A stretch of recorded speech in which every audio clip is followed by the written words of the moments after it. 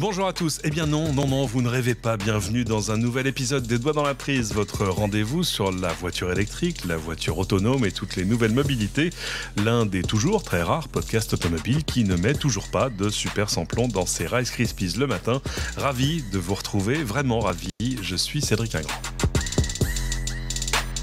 Au sommaire de cette émission, une actualité contrariée avec d'un côté beaucoup de nouveautés, on va le voir, des nouveautés d'ailleurs de plus en plus abordables, on a beaucoup de prix qui baissent, on a même des voitures électriques neuves et puis des vraies qui sont passées sous la barre des 10 000 euros, alors sous condition, on va s'en parler, et pourtant on le voit, les ventes sont à la peine, alors en fait peut-être que c'est toute l'industrie automobile qui est à la peine et qui n'a pas entièrement réussi à dompter le nouvel animal qu'est la voiture électrique.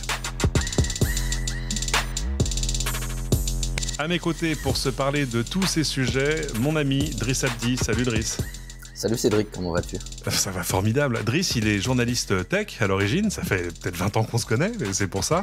Mais c'est parmi tous les journalistes tech de la place de Paris, celui qui fait le plus d'automobiles, de motos aussi. Et puis quand on parle d'automobiles, toutes les automobiles. Lui n'est pas sectaire comme moi, voilà.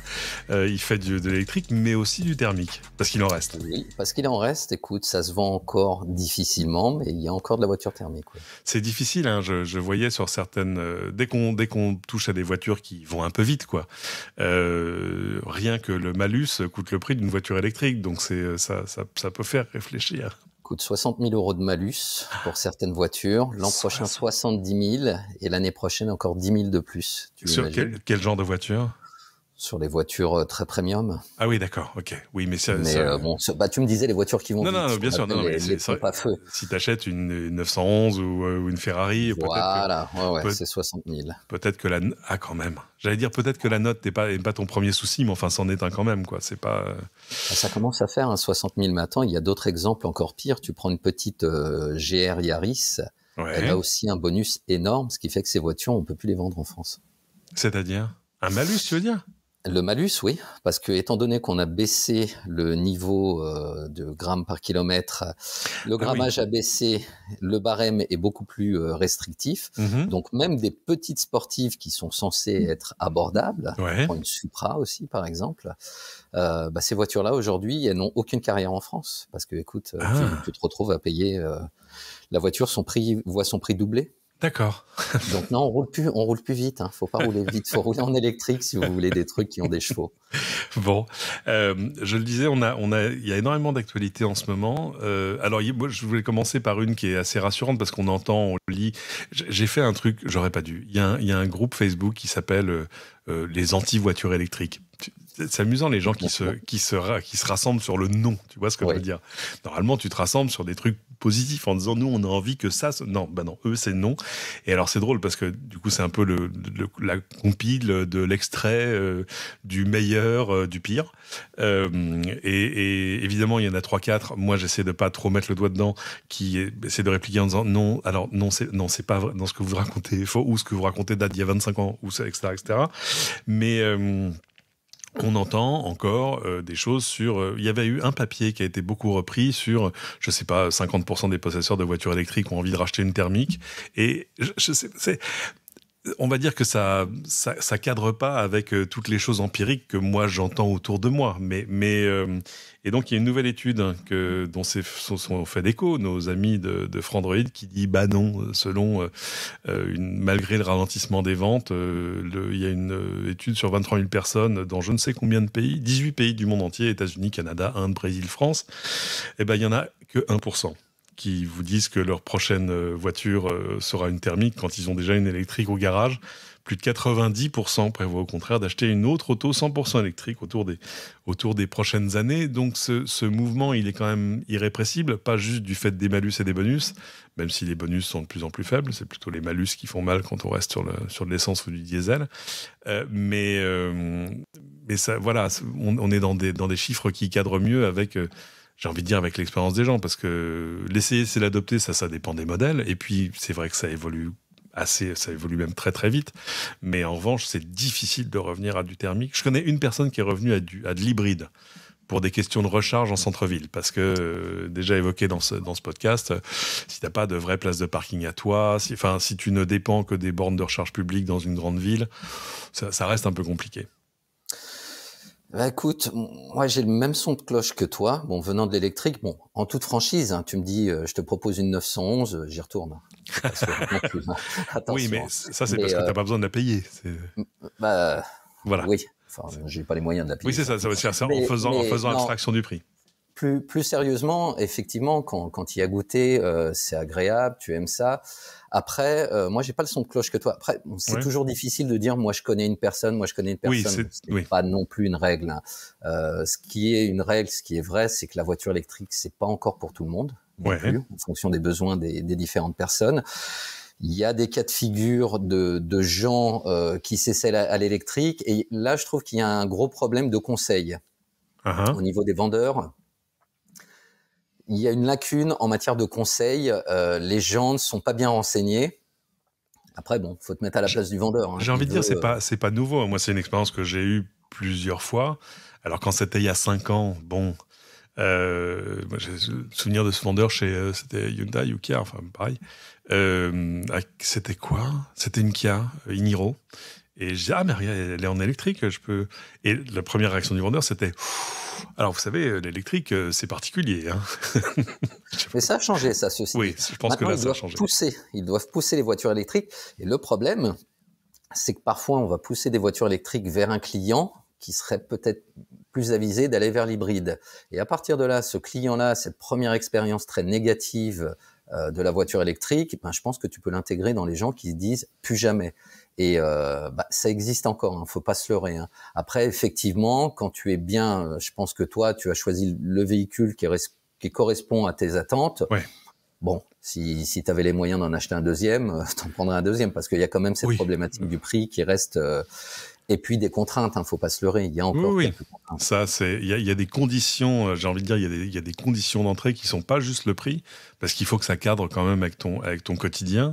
Mais j'ai envie de dire, il y a de moins en moins de quotidiens qui ne cadrent pas avec une voiture électrique. La première chose, c'est la recharge. C'est juste pouvoir savoir où tu vas te recharger.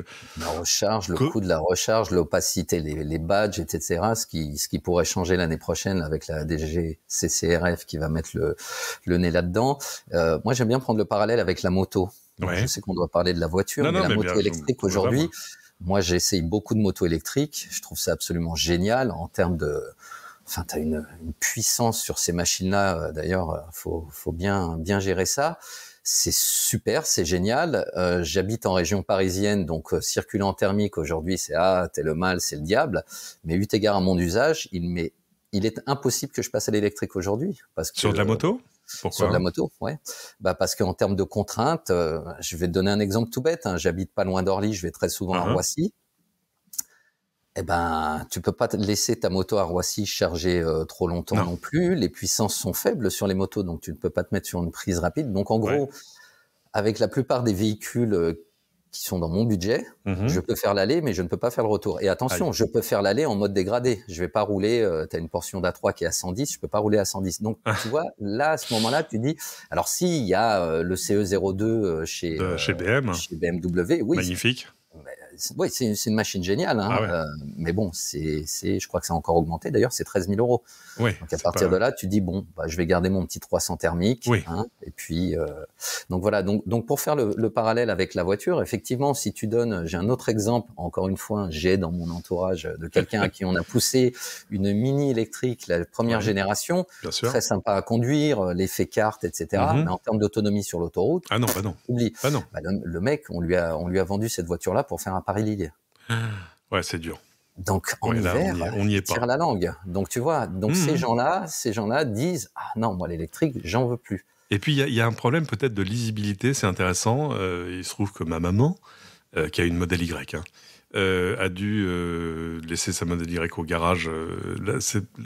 Le problème c'était pas la voiture le problème. Il y a eu un trottoir qui s'est présenté un peu rapidement. Je vais pas m'apesantir et je me moquerai moins quand moi aussi j'aurai 81 ans.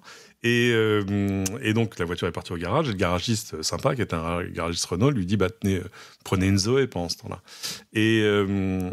Et c'est là que je me suis aperçu, avec plus d'acuité encore que l'idée que j'en avais, qu'il y a un problème de lisibilité. C'est-à-dire que tu achètes une voiture, mais là où, à l'air thermique, j'ai envie de dire, tu avais pour un modèle une gamme avec un modèle d'entrée de gamme un peu moins bien équipé, un truc moyen de gamme et puis un truc haut de gamme avec plus de moteur, un machin, des jantes sympas, etc.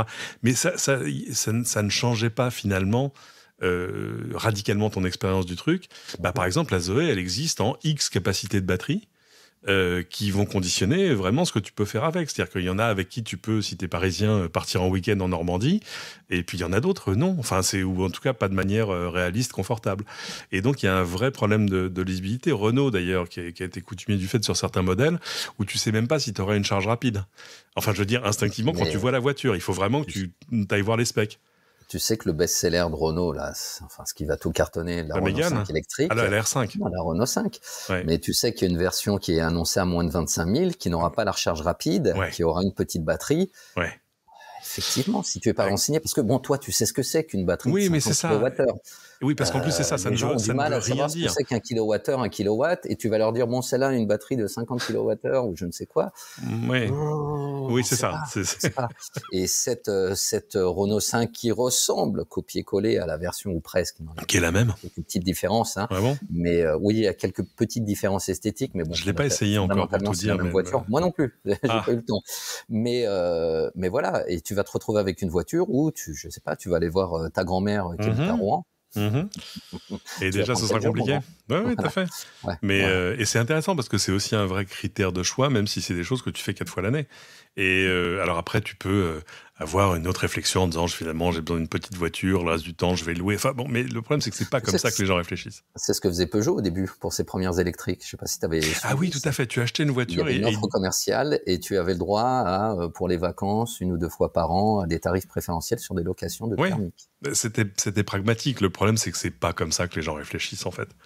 Et on se retrouve toujours avec le. Mais ta voiture, tu et si demain je me réveille et que j'ai envie d'aller manger un pain bagné à Nice, voilà, c'est ça.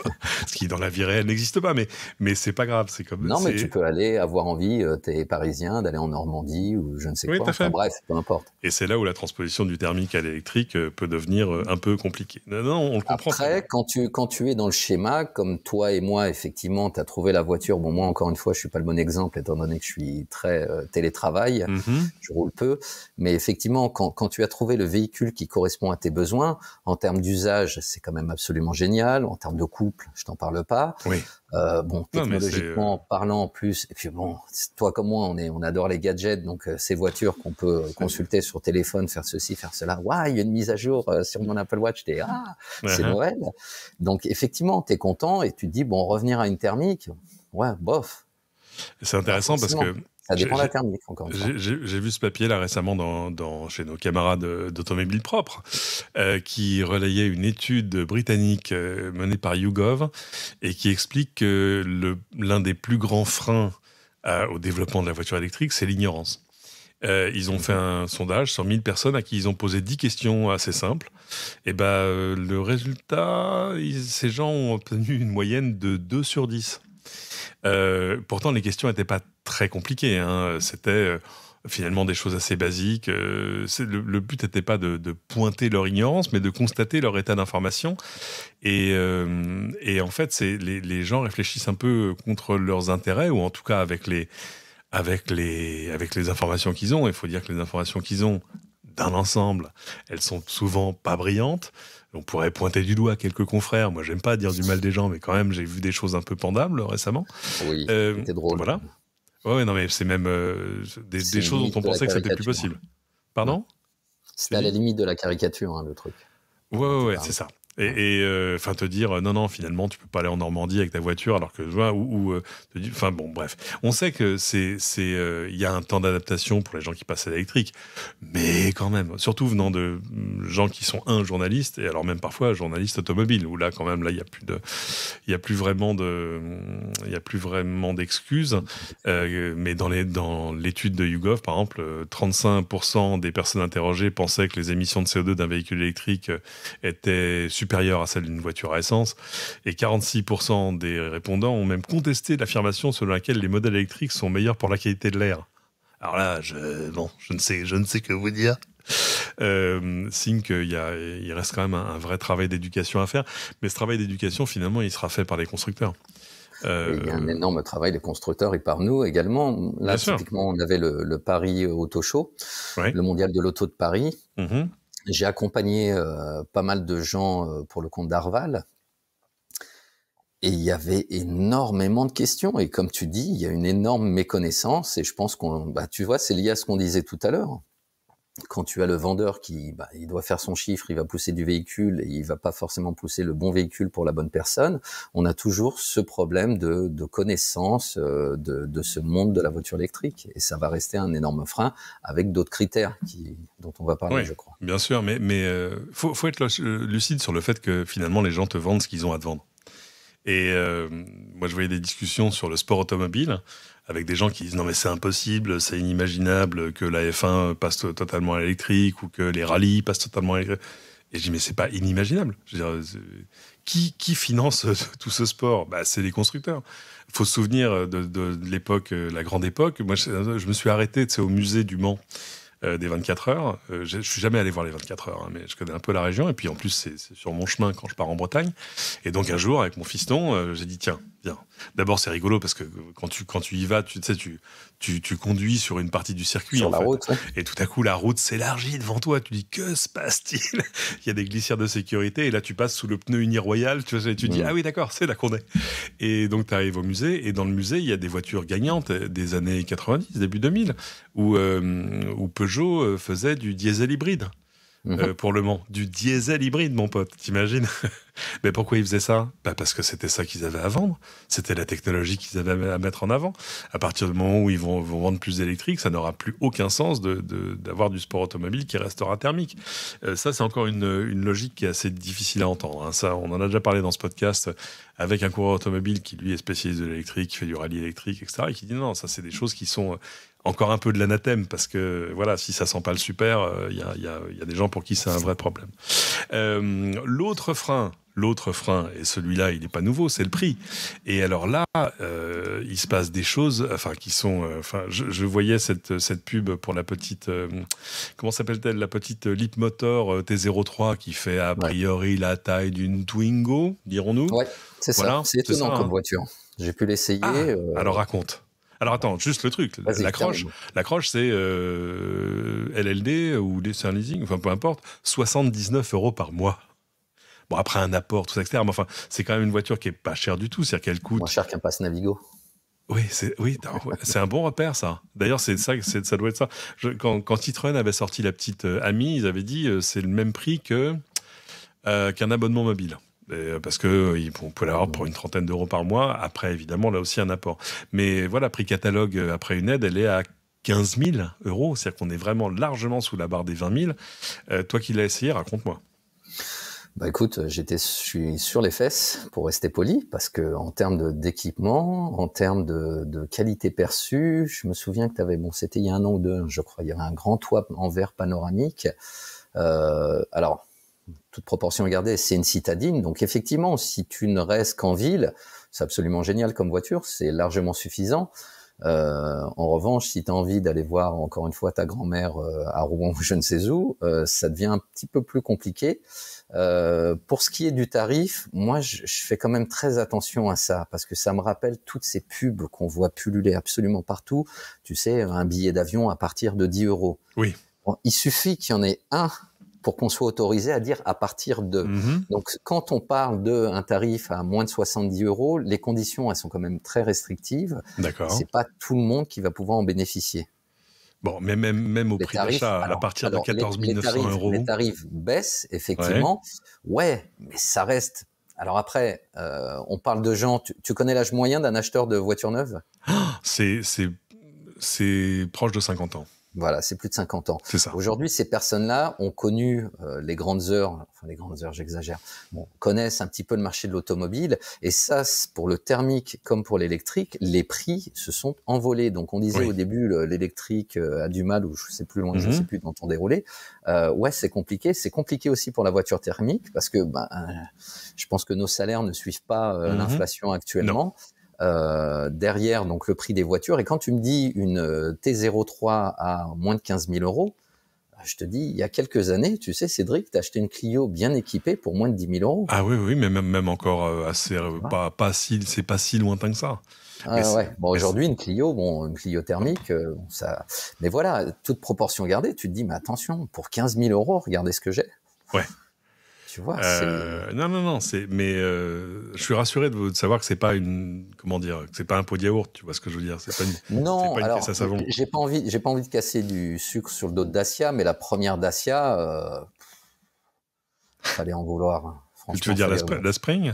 La première Spring, pardon, oui. Fallait en vouloir de rouler avec ça. La deuxième est bien meilleure, soit dit en passant. Alors, je vais y venir parce que je l'ai même regardé d'un peu près, la deuxième. D'abord parce que je la trouve plus jolie. Alors, j'avais pas essayé la première. Mais c'est vrai qu'elle avait l'air. Bon, ils ont beaucoup misé sur la légèreté et ça se sent un peu, quoi. C'est pas. Et puis c'est une voiture qui ressemble pas à une citadine, en fait. Tu vois ce que je veux dire? C'est une voiture dont tu pourrais croire en voyant son format que voilà, tu peux y aller, partir en week-end, etc. Non, pas vraiment. Et la nouvelle, moi, m'intriguait. Ce qui m'a surtout intrigué, c'est de voir les prix. Alors le prix chez nous, j'ai plus le prix exact en tête, mais il se trouve qu'il y a encore quelques semaines, on pouvait la précommander en Belgique et était-ce en Allemagne? Non, et au Luxembourg. Et avec des prix. Alors, il y avait d'abord un gros effort de Dacia sur les prix, je crois qu'ils retiraient 6 000 euros à l'ensemble. Et puis, il y avait des subventions locales. Et puis, il y avait même des subventions super locales dans les Flandres. Et alors, ce qui veut dire que la nouvelle Dacia Spring, tu pouvais l'acheter, mais l'acheter vraiment, au vrai prix, voilà, arriver avec ton chéquier et repartir avec pour 8 000 euros. 8 000 euros. Et là, je te dis oui. Hein. Ah. T'es prêt à faire des concessions sur... Donc, elle est vraiment bien mieux. Oui, elle est vraiment bien mieux. Après, Dacia a fait un choix pour la France de proposer que il y a deux motorisations. De mémoire, c'est une 45 et une 65. Je crois, hein, je te parle de mémoire. Oui, tout à fait. Quelque chose comme ça. J'ai pas d'anti-sèche, là, j'ai rien, je fais ça sans filet. Et en France, on n'aura que le modèle haut de gamme. Oui, parce qu'en France, on est super riche, tu sais. Mais en fait, non, je sais pas. Non, plus le bonus qui est encore réduit, plus toutes ces conditions. Non, d'ailleurs, attends, elle a le droit au bonus? Elle est pas produite? Non, elle est produite en... c'est une bonne question. J'ai un doute, là. C'est une bonne question. Oui, j'ai un petit doute aussi. Bah non, mais elle est produite où là? Bon. Elle était produite dans les pays de l'Est, mais je me demande si c'est toujours le cas. Je confonds, tu sais, on voit tellement de voitures. Encore une fois, si on n'a pas de notes, bah c'est pas évident. Et puis il y a une règle de 3 entre aussi la provenance de la batterie et tout ça, donc. Si, je crois que c'est bien le cas parce que la IC3 est plus intéressante parce qu'elle a le droit au bonus. Et voilà. Voilà, donc elle n'a pas le droit au bonus. Et en fait, c'est ça. Je crois que ça n'a pas arrêté les Belges et les Luxembourgeois, ce qui veut dire qu'elles cumulent les bonus à tel point que, pour tout te dire, je crois que la promo s'arrêtait à la fin de première semaine de décembre.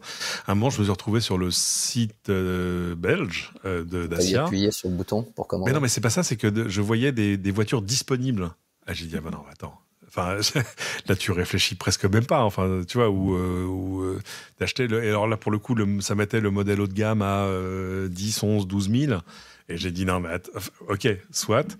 Et en fait, c'était une erreur du site. Enfin, il affichait des véhicules qui en fait étaient de la précommande parce que j'ai un gentil commercial de Renault Belgique qui m'a appelé en me disant Monsieur Ingrand, oui, mais c'est pour dans 6 mois. Voilà. Donc bon, ça m'a un peu refroidi, mais en tout cas, il y avait de vraies affaires à faire.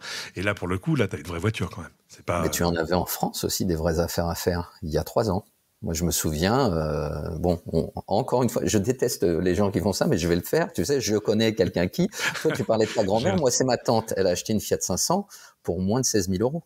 La Fiat 500 électrique, parce qu'à une époque, tu avais le bonus écologique qui était de 7 000 euros, je crois. Oui, tout à fait. Plus la prime de la région Bouches-du-Rhône de 5 000 euros, à laquelle tu pouvais rajouter la prime à la conversion, la prime à la casse. Qui était à 3 000 ou 4 000. Et tout ça était cumulable. Donc, quand tu cumulais tout ça, ta Fiat, et le prix de la Fiat 500 à l'époque était moins élevé, parce que ça aussi, chaque année, ça prend... il y a une inflation, comme on disait tout à l'heure, sur le prix des voitures. Donc, moralité, tu pouvais faire... Moi, je me dis, mince, j'aurais dû acheter une Fiat 500 il y a 3 ans, tu vois, parce qu'aujourd'hui, ça se vend pas non plus, la Fiat 500. Il y avait des rumeurs comme quoi elle allait peut-être être arrêtée. Et on va le dire, les choses vont pas très très fort chez Stellantis. Non, mais sans encore une fois leur casser du sucre sur le dos, les choses vont pas très fort chez tout le monde. L'industrie automobile, les équipementiers, tout le monde tire la langue aujourd'hui. Ah ouais, je le voyais. J'ai vu ce remarquable documentaire sur Prime sorti qui raconte un peu la Renaulution. Enfin, tu vois, le truc qui a été fait par notre camarade Cédric Fréhour avec le concours des gens d'éléphants qui ont tourné ça de manière vraiment remarquable, qui ont fait un vrai beau travail de docu parce que ils ont tourné pendant 3 ans. Mais évidemment, ça leur a donné des accès à des choses incroyables. J'aimerais comprendre comment le docu a été financé quand même un peu, parce que je me demande si Renault a peut-être pas bien petit. Enfin, voilà. Mais non, mais ça a un petit côté. Enfin, c'est très positif dans l'ensemble. Tu vois Luca De Meo du début à la fin, mais en même temps, il est très télégénique, Luca De Meo. Donc, et il raconte, en gros, ils partent du moment où il a dévoilé la R5, c'est-à-dire il y a plus de 3 ans maintenant, presque 4. Et ils vont jusqu'au moment où ils découvrent la R5 Turbo R3. Qu'il a aussi fait envie. Alors c'est amusant d'appeler ça un turbo, mais là on est tous dans une espèce... Oui, exactement. C'est comme le Taycan. Donc écoute, on s'en est moqué pour le Taycan, donc donc on va s'en moquer gentiment avec le sourire. Mais le truc c'est que le Taycan n'évoquait aucune nostalgie, alors qu'évidemment la R5 Turbo c'est un truc. Moi c'était mon rêve quand j'avais 9 ans quoi. Ça me faisait rêver plus qu'une Porsche. Plus qu'une Ferrari. De Luca De Meo. Moi, j'avais pu l'interviewer quand il était chez Cupra à l'époque. Et il nous avait dit un truc. Il dit, nous, on est des petrolheads. Tu vois, on aime la bagnole. On est des bagnolards. Même si on va faire de l'électrique, on essaiera de garder cette... Ils le disent très bien dans le docu. Ils disent, Luca De Meo, c'est un car guy. Il faudrait que je retrouve le nom du docu quand même, flûte. Bon, je vais vous le trouver. Mais c'est vraiment à regarder. C'est 4 épisodes de 40 minutes. C'est remarquablement fait. Et il raconte aussi Dacia, parce qu'évidemment, Dacia aujourd'hui, c'est un peu la poule aux odeurs de Renault, parce que ça marche très fort. Et puis parce qu'en plus ils ont largement étendu la gamme. Enfin c'est non. Et il raconte. Ça monte en gamme chez Dacia aussi. Très clairement, le nouveau comment il s'appelle le Bigster. Le Bigster, tu regardes ça, tu dis ouais. Alors il n'est qu'hybride, mais bon, il a l'air bien foutu. Ils ont des bonnes idées, tu vois. T'as leur break qui peut se transformer en camping-car. Tu peux mettre un lit. Ils ont tout un tas d'accessoires. Ils essayent de devenir, tu vois, la marque un peu lifestyle. Avec tout un tas de petits accessoires comme ça sympathiques et c'est assez cool. Non, c'est intéressant. Bien branchouille. Ils ont une espèce d'éthos de marque. Enfin, ils savent exactement où ils sont positionnés et ce qu'ils doivent proposer. Et ce que Luca De Meo a fait, c'est les pousser à être vraiment une marque d'outdoor en fait. De voitures qu'on emmène dans la nature. C'est assez intelligent. Il parle aussi d'Alpine, qui est quand même un truc formidable, merveilleux. Moi, j'adorerais essayer une Alpine. Parce que là aussi, c'est... Vas-y, parce que c'est génial. La 110, on parlait de Porsche tout à l'heure. Je quitte l'électrique pour une thermique. Je t'ai dit une Porsche. Oui, la 110, ça peut le faire aussi. Même s'il y a des commodos de Clio dedans, ça me dérange. Ah non, c'est génial. En revanche, la 290, je suis un peu plus... oui, c'est leur simili SUV. C'est la R5, la 290. Ah oui, pardon, la 290, c'est... Non, oui, il parle tout à fait. Oui, c'est la R5 Alpine, quoi. R5 Alpine, plus puissante, c'est la même. On préfère la turbo, en fait, tant qu'à faire. En même temps, c'est pas toi que je vais le dire, ces voitures électriques, pour certaines, tu te dis, mais vous allez mettre ça entre les mains de gens. Enfin, t'as le couple tout de suite, t'as des puissances complètement délirantes pour certaines. Tu te dis, mais on va se retrouver avec des fous du volant sur la route. C'est des manches permis, hein. Oui, sans même parler de ça. C'est des manches permis. Parce qu'en plus, tout ça se fait dans le confort et le silence, dans l'ensemble. Donc tu appuies un peu, ça y est. Tiens, je suis à 80, qu'est-ce que j'ai fait ? Les motos électriques. Moi, pour blaguer, je dis c'est le 0 à 100 en Hatchoum. T'es thermique à 100 km/h. C'est n'importe quoi. La feu Harley Davidson, ça s'appelle LiveWire maintenant. Oui. Leur première bécane qui est magnifique, c'est génial. Ils l'ont lancé à 34 000 euros. 34 000 euros, une moto, tu te dis ouf. Oui, mais tu avec pareil des autonomies, c'était 100 si t'es sur la poignée, c'était 100-120 km, ce qui est la même chose sur une thermique, si t'es sur la poignée, sauf que la thermique, tu fais le plein en 2 minutes. Ta moto, là, c'est 40 minutes sur une bande rapide si t'en trouves une. Mais eux aussi ont dû baisser les prix, parce que ça allait pas fort. Je crois qu'elle est à 25 000 maintenant. Mais oui, tu te retrouves avec des véhicules, avec des puissances. Enfin, tu vois, on parlait de tu vas prendre une Twingo versus une Twingo électrique. Oui. Une Twingo électrique au feu rouge. C'est toujours toi qui démarre en premier, non, très clairement. La Dacia, sur les ronds-points, tu t'éclates aussi. Hein. Bon, les pneus, c'est pas ça. Le docu sur Prime Video s'appelle Autonomie. Autonomie, elle est bonne. Anatomie d'un comeback. Allez regarder ça se regarde avec plaisir. Et de fait, c'est pas qu'un truc de petrolheads, comme dirait Luca De Meo. C'est vraiment, vraiment intéressant. Il parle de course automobile, de la F1, du Mans, de tout ça. Et surtout, voilà, c'est l'âme de journaliste qui vibre. C'est-à-dire que le niveau d'accès, il est incroyable. C'est-à-dire pas aller au fond du couloir chez Renault dans l'atelier de design où personne n'a le droit d'aller. Enfin, c'est des trucs qui font quand même kiffer. Est-ce lié à Luca De Meo? Je sais pas, mais à l'époque de Seat Cupra, on avait eu pareil. Hein, il poussait pour que les journalistes puissent. On a fait le centre de design. Bon, forcément, t'avais des stickers sur ton appareil photo. Oui, t'avais des voiles noirs sur certains trucs. Tout ça. Ouais, voilà. Mais en l'occurrence, voilà, on avait des one-to-one, on avait accès à plein de choses. Donc, je me demande s'il a pas aussi emmené cette culture-là chez Renault. Ce qui est bien, parce que Renault avait la réputation d'être très opaque, de pas communiquer. Et même nous, en termes de relations presse, on se rend compte que c'est assez simple. Il y a beaucoup de choses qui ont changé. Après, à voir. Effectivement, cette Renault 5 très enthousiasmante, elle est superbe, hein, cette voiture. Je t'avoue que là, je suis en train de racheter une voiture. Et bon, c'est l'autonomie, c'est tout ça. Et puis alors, c'est comment dire, toujours peur d'acheter la première version de quelque chose maintenant, surtout en outils technologiques. Tu vois, c'est comme... c'est un des freins, encore une fois, l'électrique, pour celui qui s'y connaît un petit peu. Effectivement, tu te dis, mon téléphone, il évolue tous les ans. Là, les smartphones, chez Tesla, hein, quand tu vois que il te change le hardware sur ceci, sur cela, entre une je sais plus quoi, c'était entre une juin 2021 et fin d'année 2021, il te change le hardware. Donc, ta voiture, elle était le mode sentinelle qui s'active en 2 secondes, alors que dans l'autre, t'attends. Et effectivement, ça, tu peux pas freiner non plus. Non, ça, c'est normal. C'est pas tant une question de version qu'une... Alors après, c'est vrai que c'est plein de choses qui se gomment et qui se corrigent par le software. Mais encore faut-il qu'ils le fassent.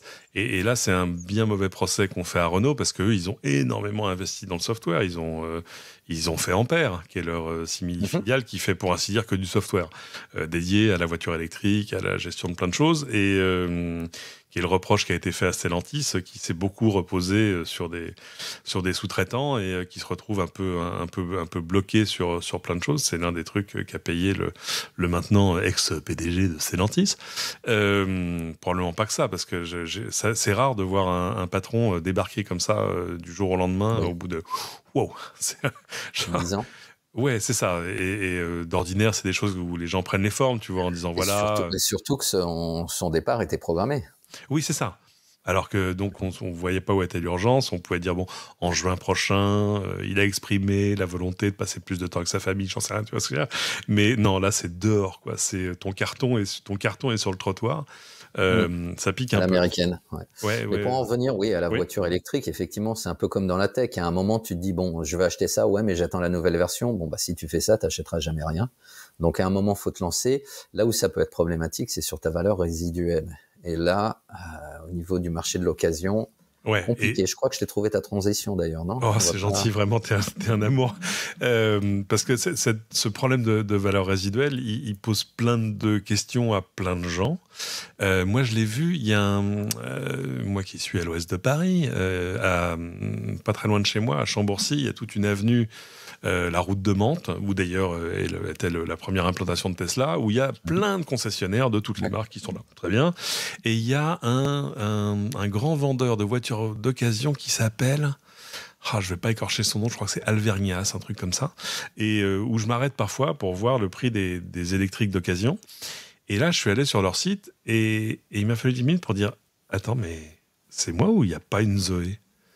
Et je pense qu'il y a des revendeurs sur l'occasion qui ne prennent pas certains modèles parce que c'est compliqué de les revendre. Parce qu'en fait, le problème, c'est que la valeur résiduelle de la voiture n'a pas baissé au même rythme que celle du même modèle en neuf, et où on a vu parfois des courbes se croiser. Chez Tesla, c'est massif. C'est un drame. Il y a encore eu j'ai vu des promos récemment pour des modèles Y chez Tesla qui voulaient évidemment, en vendre beaucoup sur le dernier trimestre, et deux, probablement se débarrasser de la modèle Y existante en attendant l'arrivée de la nouvelle. Et où, avec eux, juste des incentives commerciaux, j'ai envie de dire, ça tombait à, je crois, 34 000 € une modèle Y. Ce qui était à tel point que il n'y avait plus que 500 € d'écart avec une modèle 3. Enfin, ça n'avait plus beaucoup de sens. Là, c'est remonté au-delà de 40, mais on imagine que ça fait quand même tanguer beaucoup tous les gens qui vivent de l'occasion. Quand ça fait le yo-yo comme ça, la valeur d'une bagnole, c'est jamais bon de toute manière, que ce soit en termes, je pense, d'image de marque, mais aussi en termes de valeur résiduelle sur les voitures. Et effectivement, quand tu vas sur du premium allemand, bon, tu payes le prix, mais normalement, ta voiture, elle va pas décoter au bout de 6 mois de manière complètement délirante. Surtout quand tu avais vu à un moment la modèle Y avait baissé de 10 000 €. Oui. Donc, tu as tous ces gens là aujourd'hui qui ont leur modèle Y, qu'ils ont payé plein pot. Tu t'imagines? Faut imaginer qu'il y a 5 ans, une modèle 3, c'était 60 000 €. La seule disponible, qui était celle avec deux moteurs, la grosse batterie, etc. Il a fallu que le modèle propulsion à juste un moteur arrive pour faire tomber ça à 43 000, donc 36 000 avec les 7 000 de bonus de l'époque. Et ça a été une révolution, mais évidemment, ça a posé un problème à tous les gens qui avaient les modèles précédents, parce que leur prix aussi a baissé. Alors c'est bien, parce que ça veut dire que le prix du neuf baisse, mais ça fragilise totalement le marché de l'occasion. Est-ce que tu retournes sur une marque qui t'a fait perdre 10K? Ça dépend. Ça dépend, parce que le pire, c'est quand même pour les gens qui avaient des modèles très chers, des modèles S, des modèles X, qui sont passés de 130 000 à 85 et avec des décotes qui étaient vachement violentes, et puis aussi avec des voitures qui évoluent énormément. Donc tout à coup, tu vois, là, si tu achètes une Mercedes de 2019, tu sais ce que tu achètes. Y a pas, si tu achètes une voiture électrique de 2018, 2017, etc., t'hésites, tu te poses la question en même temps, tu te poses la question de l'état de la batterie, comme tu te poserais la question de l'état du moteur sur une voiture qui est un peu roulée, sur une thermique qui est un peu roulée. Mais non, c'est compliqué. De toute manière, l'état de la batterie, on peut le vérifier. Aujourd'hui, il y a des boîtes qui te certifient les batteries. Moi, ça me fait penser, dis-moi si je me trompe, mais ça me fait penser un peu dans le monde de la tech à iPhone, Samsung. Tu vois, l'iPhone, chez Apple, ils ont toujours essayé de maintenir le prix de l'iPhone. Quand il sort, il est à 100 €. C'est le prix de l'iPhone. Mais c'est stable. Ils jouent jamais le jeu des grosses ristournes, alors que tu achètes un Galaxy S, t'es pas à l'abri 3-6 mois plus tard que le prix plonge, tu Absolument. vois. Avant l'arrivée du nouveau modèle. Même avant, au bout de 3 mois, tu commences déjà à trouver des promos, tu vois. À partir de là, quand tu revends un iPhone qui a 1 an ou 2 ans, tu gardes une belle valeur résiduelle. Un Samsung, je suis moins sûr. J'ai pas regardé. Il y a des vraies affaires à faire de ce côté-là. Il y a des choix. Et puis c'est des constructeurs qui sont tous dans des stratégies de gain de part de marché. C'est-à-dire qu'ils peuvent pas rester assis en disant, ils en sont pas à privilégier les marges. C'est-à-dire que il faut qu'ils se développent pour arriver à gagner en efficacité, pour arriver à avoir des économies d'échelle sur la production. Enfin bref, ils ont faim, quoi. Et évidemment, ça veut dire que les marges sont fines, que le marché est vachement maltraité, et puis que, évidemment, ils le disent tous, enfin, je veux dire, tous les constructeurs européens particulièrement, il y a les Chinois qui sont en embuscade et qui, eux, font pas de sentiments non plus, et ont des moyens apparemment quasi illimités. Moi, je regardais le nombre de concessions BYD qui ouvrent en un an en France, c'est fou, et les voitures sont pas mal du tout. Je vois, c'est quoi, c'est Xpeng maintenant qui arrive chez nous. Enfin, il y en a, et puis il y en a plein qui arrivent. Pour en avoir essayé une, là, j'ai eu la Xpeng G9. Ouais, tu dis, waouh, combien ça coûte, ça? 59 000, je crois. Bien. Ça ressemble à un Range Rover. À l'intérieur, c'est une finition tout cuir. Enfin, c'est incroyable. Siège avant, arrière, chauffant, ventilé, massant. Même à l'arrière, ton petit peut se faire masser. Wesley a adoré, je peux te le garantir. Et t'as écran passager, écran de 15 pouces passager, écran. C'est super bien fini, ça roule bien. Bon, ça consomme un petit peu, forcément, vu la taille du bestiau. Mais en termes de prix, tu te dis, mais comment ils font? Comment font-ils? Et effectivement, c'est ce qui pose problème aux constructeurs, notamment européens. Mais on le voit, les usines là, qui sont en train de fermer. Regarde, enfin, je veux dire, Volkswagen qui est en train de réduire la voilure, c'est Volkswagen. On n'est pas en train de parler d'une petite entité. C'est compliqué. Et en plus, c'est des gens dont on voit depuis plusieurs années qui se débattent face à des choix cornéliens, c'est-à-dire qui sont...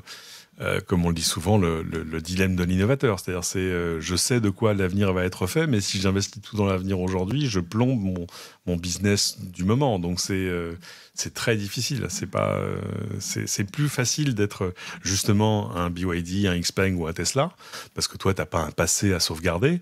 Et puis, t'as pas un passé, et puis une entreprise, et puis un outil industriel, et puis des centaines de milliers d'employés, et puis toute une industrie, enfin, etc. Mais alors qu'évidemment, si t'es un Renault, un Stellantis, etc., c'est quand même vachement plus compliqué. Alors un Volkswagen, j'en parle même pas, parce que là aussi, il y a eu un changement de direction à un moment sur... on est passé, je dirais pas d'un extrême à l'autre, mais... il y a eu des revirements de stratégie qui sont compliqués et de fait, je pense que l'année à venir va être assez cruelle pour l'industrie automobile dans son ensemble, avec un bémol moi je me réjouis jamais du malheur des gens, mais c'est pas faute de l'avoir vu venir en fait. Et c'est l'autre problème en fait du dilemme de l'innovateur, c'est-à-dire que tu sais que c'est ça qui va arriver. Mais le problème, c'est que si tu es un grand acteur établi, tu es à peu près le moins bien placé pour être le meilleur sur la nouvelle vague, quoi. C'est Nokia. Voilà, c'est un peu Nokia. Alors Nokia, c'est compliqué parce que là, on est sur des cycles de renouvellement qui sont plus courts, etc. C'était plus court, oui. Voilà, bon, donc ils auraient, voilà. Après, il y a toujours un peu d'incrédulité et d'entêtement. Disons BlackBerry, par exemple. Voilà. BlackBerry. En disant non, mais attendez, pour ce qu'on fait, on est les meilleurs. Voilà, oui, on va changer un peu à la marge, mais voilà. Puis au moment de changer, il est trop tard. 2, t'es moins bon que celui qui a pris le virage avant toi. Enfin, c'est vraiment compliqué. Mais du coup, je voyais dans les nouvelles du moment des choses qui étaient, enfin, presque inimaginables il y a encore, je sais pas, 1 an, 2 ans, 3 ans. La possibilité d'une fusion annoncée entre Honda et Nissan. C'est un peu comme si LG et Samsung fusionnaient. Je ne sais pas comment vous dire. Enfin, c'est énorme. C'est énorme. Alors évidemment, ce serait un nouveau géant. Ce serait quasiment numéro 3 du marché ou quelque chose comme ça. Mais qui vont tous les deux pas très bien. Je suis étonné, moi, que Nissan n'ait pas... comment dire, enfoncer le clou de l'électrique, parce que c'est quand même... Ils avaient de l'avance avec la Leaf. Ils avaient la Leaf, qui était... Moi, je me souviens, j'avais conduit la toute première Leaf au Japon, c'était incroyable.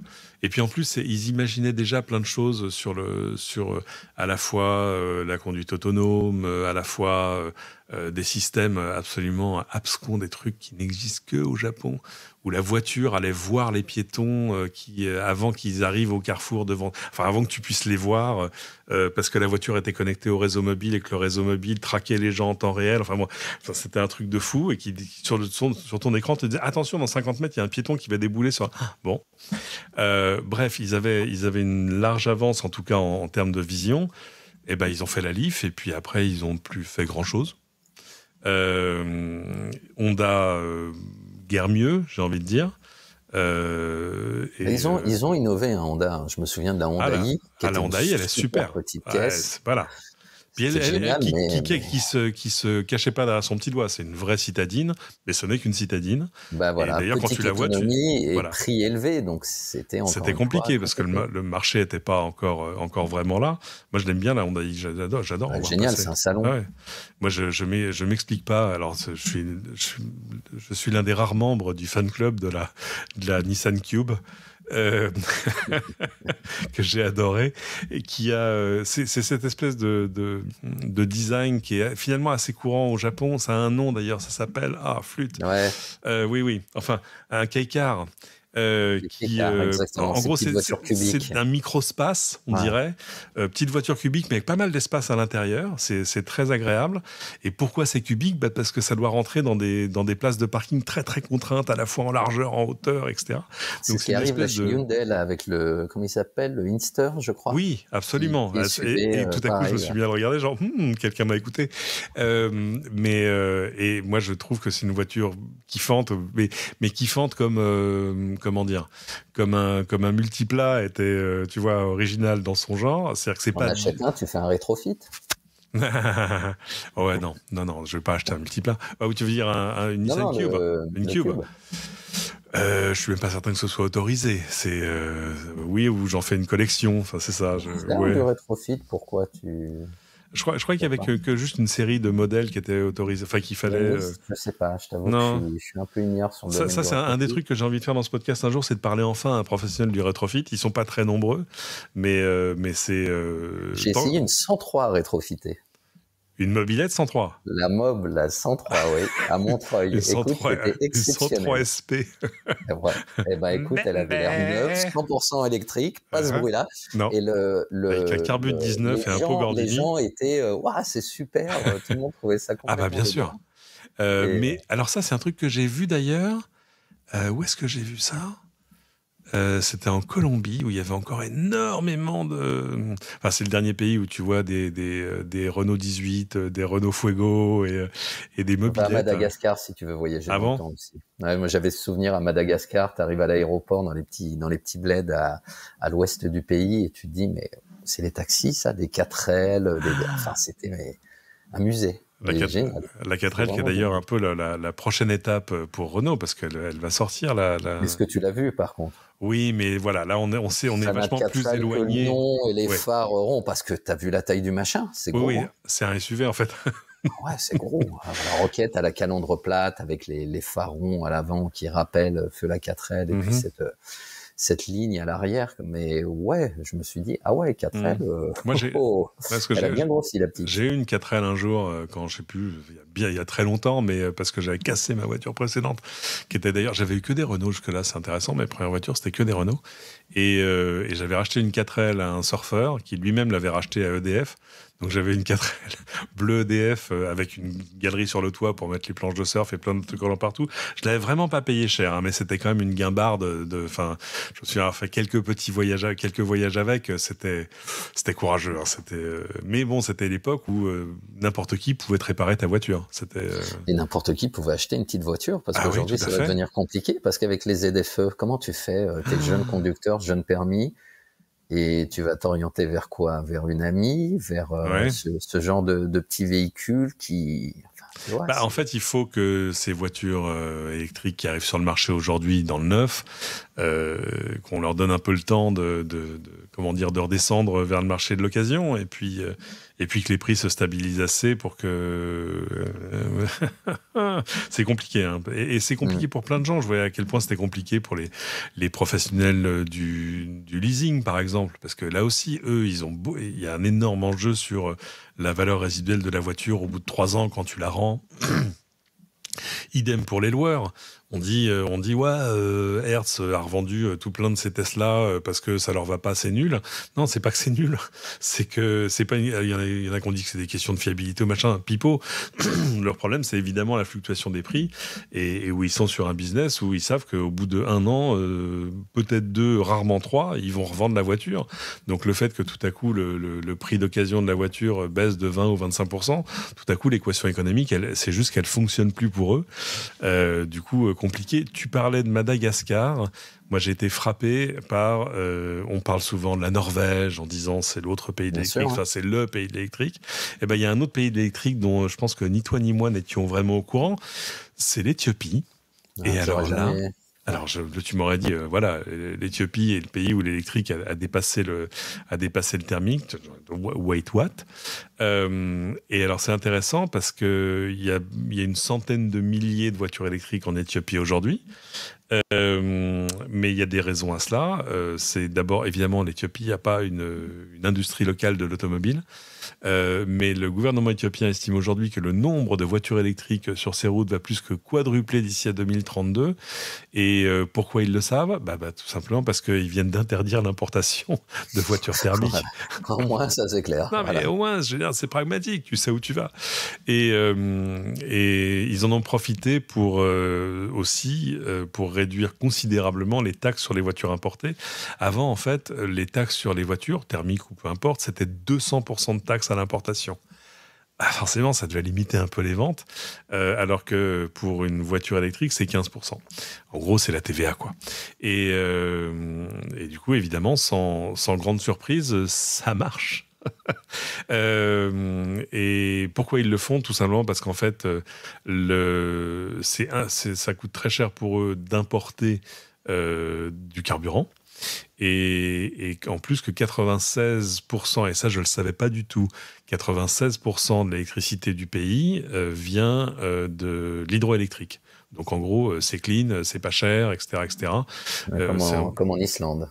Comme en Islande, comme au Québec. Du coup, pour eux, ils disent, non, c'est win-win, on va polluer bien moins, parce qu'en plus, il faut dire que le bilan carbone de ton essence qui est arrivée par bateau, il pique un peu les yeux. Et puis je pense qu'en faisant ça, c'est pas comme si il bloquait les ventes de centaines de milliers de voitures non plus. C'est pas non plus un marché de volume énorme. Non. Mais c'est vrai que c'est surprenant. C'est quelque chose que j'aurais jamais dit. Ouais. Ah non, là tu m'aurais dit l'Éthiopie. Là, je pense qu'on aura là. J'étais en Afrique du Sud il y a 2 ans. Je me marrais parce que donc il y a pas une voiture électrique. Et tu voyais dans Johannesburg des pubs pour l'Audi e-tron GT, donc le modèle qui n'est pas spécialement donné, tu vois. Non. Mais voilà, dans un pays où il y a très peu de voitures électriques, où il y a 2 ans, je sais pas si ça a changé depuis. Et là, tu me dis qu'il y en a Éthiopie devant l'Afrique du Sud. Ouais. Non, j'aurais pas parié ça. Je reviens parce que dans les nouveautés, on avait évoqué la R5 Turbo 3E, donc électrique. Celle-là, ils l'ont pas encore fait essayer. Personne n'a tour à rouler avec. Non, c'était un concept là qui avait été annoncé, je crois. Je l'ai vu passer. Quelle merveille. C'est vrai que ça 500 chevaux. C'est quand même extrême dans la ligne. Hein. On a encore. C'est très très large. Hein. Et puis il faut se souvenir qu'à l'époque, on élargissait une R5. Ouais, allez voir une R5 de l'époque. Si vous arrivez à en trouver une, c'est large comme mon petit bureau là. C'est vraiment, c'était un truc où on était quand même épaule contre épaule dans l'ensemble. Alors que c'est quand on a quand même des voitures qui ont largement pris leurs aises ces 40 dernières années. Donc là, on élargit encore. Enfin, non, je pense qu'en ville, ça va être un peu compliqué, mais voilà, 500 chevaux dans une voiture qui va faire moins de 1000 kilos avec un 0 à 100 en 3 secondes. Oui, je pense qu'il y a pas, j'ai vu aucune évocation du prix de la chose. Non, parce qu'en général, quand on te montre ce type de concept, ensuite la version finale, si tant est qu'elle soit commercialisée, déjà il faut qu'il y ait un marché pour ça. Ouais. Et ensuite il y aura des adaptations qui seront forcément faites. Ouais, mais la R5 Turbo originale, ils en avaient pas vendu des milliards non plus. Hein. Ouais, mais c'était quand même une tête de gondole, quoi. C'était. On parlait des problèmes que la fluctuation des prix d'électrique pose pour les professionnels du leasing, de la location, de l'occasion. Et tant qu'on parle de leasing, le leasing social revient. Vous vous souvenez, le leasing social, c'est le truc qui avait été lancé l'année dernière et qui avait été, j'ai envie de dire, victime de son succès parce qu'il comptait aider à l'acquisition de, je crois que c'était 50 000 voitures. Et évidemment, c'était allé beaucoup, beaucoup plus vite que prévu. La promesse, si on l'exprime ainsi, c'était de pouvoir proposer des voitures autour d'une centaine d'euros par mois en leasing, mais certains étaient proposés encore plus bas. Moi, je me souviens des Twingo qui étaient à une 40aine d'euros par mois. Là, tu tombes au prix d'un abonnement mobile un peu chargé. Ça fait réfléchir. Enfin, c'est-à-dire que d'un coup, la voiture te coûte moins cher que son assurance. Ça pose quand même des questions. Non, parce qu'encore une fois, ça s'adresse à une catégorie de personnes dont le revenu fiscal de référence ne doit pas dépenser un certain montant Et je suis pas persuadé que, tu vois, à un moment, que tu te dises, bon, bah, la première chose que je vais acheter, eu égard à la conjoncture actuelle, ce sera une voiture, tu vois. Ça se défend. Donc effectivement, ça va réduire quand même les candidats potentiels, même si forcément il y en a énormément, comme tu disais. Après, je me demande, ça reste d'actualité, ça, parce que bon, comme tu le sais, hein, on aime bien en ce moment jouer avec les gouvernements. Budgétairement, c'est un peu compliqué, oui. Et là, le bonus pour les vélos à sauter, le bonus oui, pour... c'est vrai. Il n'y a plus rien, hein. On est en train de couper à droite, à gauche. Il y a besoin de pognon, il faut le dire clairement. Oui. Et ça, j'ai lu quelque part, ça avait coûté qu'il y a une enveloppe de plus d'1 milliard, je crois. Ça avait coûté 1,5 milliard l'année dernière, si je me souviens bien. Tu vois, donc, eu égard à la conjoncture actuelle et ce qu'on disait, les politiques on cherche du pognon là où il y en a. Ouais. Est-ce que, parce que bon, ouais, à une époque c'était, il faut rouler vert. Maintenant c'est, faut rouler pas cher. Oui. Le bonus, on rogne le bonus. Soit dit en passant, le malus, lui, on le rogne pas. Hein. C'est le contraire. Hein. Non, parce que c'est lui qui est censé financer le bonus. Tu vois, donc les vélos, etc. Enfin bon, pour le moment, on met tout ça de côté. Donc, je me demande moi si ça va perdurer Je sais pas, mais c'est vrai que apparemment, je sais pas si le chiffre est vrai. Normalement, cette année, les bonus et puis aussi la prime rétrofit doivent tenir dans une enveloppe budgétaire de 700 millions, ce qui est beaucoup moins que ça n'a été. Hein. Donc ouais, non, clairement, oui, je pense que c'est pas bon. Il est heureux que dans le même temps, les vrais prix entre guillemets des voitures baissent tout seuls, ou en tout cas que voilà, c'est ce que j'allais dire. Tu as des modèles aussi qui commencent à devenir quand même abordables et puis qui efficaces. Hein. Je pense notamment la Citroën IC3. Qui j'avais bien aimé, ça, c'était une voiture assez sympa. Encore une fois, si tu veux, si tu te contentes d'un usage d'une citadine. Et que tu n'envisages pas de faire autre chose avec ton véhicule. Ou que tu es prêt à accepter des contraintes énormes. C'est-à-dire ? En termes de puissance de recharge, par exemple, quoique je crois que la IC3 charge plutôt, c'est plutôt pas mal. Bon, petite batterie, etc. Et tu sais, en hiver, tu prends l'autoroute. C'est les deux choses que n'aime pas la voiture électrique, hein, les vitesses élevées et le froid. Ton autonomie se réduit comme peau de chagrin. Plus ensuite, tu arrives à la borne de recharge où tu connais pas le tarif, où les tarifs sont quand même relativement élevés, où là tu te retrouves à poireauter. Enfin, moi, je me suis déjà retrouvé à une borne. J'étais très content d'être dans une voiture. Bon, forcément, pour avoir les plateformes 800 volts, il faut avoir des voitures à plus de... Fais-nous rêver, Driss. Qu'est-ce que tu conduisais ? Qu'est-ce que c'était ? C'était une Audi RS e-tron GT. Donc, prix de départ 108 000, je crois. C'était pas une EC3, clairement, oui. Non. Et t'arrives à la borne, il y a un monsieur avec... c'est très bien aussi, j'adore la Mégane électrique. Toi, tu te branches, le truc, poum, il monte à 250 kW. L'autre à côté, il est difficilement à 70 kW, tu vois, 50-70 kW. Tu restes 10 minutes, un quart d'heure, tu vas faire le petit pipi, tu reviens, pouf, t'es reparti. Là, tu es encore là, tu dis bon, désolé, quoi. Et malheureusement, voilà, toutes ces technologies, bon, tôt ou tard, ça va descendre. On sait que ça va venir. Mais c'est de ça que je veux parler quand je disais les contraintes, parce que à une époque, t'achetais une Twingo. Là, j'ai fait, accroche-toi, un déménagement avec une Twingo, hein, tu sais, la petite Twingo, toute rouillée, etc. On a réussi à mettre un lave-linge et un lave-vaisselle dedans, figure-toi. C'est hyper modulable. C'est héroïque. Et ta Twingo, ça se garait partout. Bon, aujourd'hui, encore faut-il trouver des places dans certaines villes que je ne citerai pas, ça m'horripile. Mais au-delà de ces conditions... Je comprends pas, moi, à Paris, je me gare n'importe où. Enfin, pas n'importe où, je veux dire, mais je trouve des places tout le temps. Je trouve qu'il y a beaucoup moins de voitures sur la route. Tu veux pas rouler avec moi alors? Parce que, non, peut-être, je roule moins que toi, faut dire. Et je roule dans... Je ne vais plus dans Paris. Enfin, on a le stationnement gratuit. C'est impossible. C'est devenu hyper compliqué. Et je te parle pas de l'hypercentre. Hein. Ça commence à arriver maintenant en périphérie. Enfin, là n'est pas le débat. Là. Ce que je voulais te dire, c'est qu'aujourd'hui, tu achètes ta Dacia Spring. Oui, tu vas avoir des contraintes que tu n'avais pas avec une vieille Twingo thermique. Ta Twingo thermique, tu avais envie d'aller manger un kouign-amann en Bretagne. Vas-y, tu prends ta voiture. Alors certes, tu faisais pas un 130, 150 sur l'autoroute. Par grand vent. Tu y arrivais tranquillement, hein, bon an mal an, tu arrivais, tu faisais ton plein, tu te posais pas de questions. Là, si tu tu te retrouves à devoir charger pendant 3 heures. Je sais pas, hein, je sais pas les durées de charge, mais voilà. Pas. Enfin, s'il faut faire des pauses de plusieurs heures, c'est ça que je veux dire quand je parlais de contraintes. En revanche, au quotidien, non, c'est super ces voitures-là. Encore une fois, je te dis, moi, le choix judicieux serait d'acheter une Twingo électrique. Ouais. Il n'y a pas beaucoup d'autonomie, mais ça reste quand même abordable.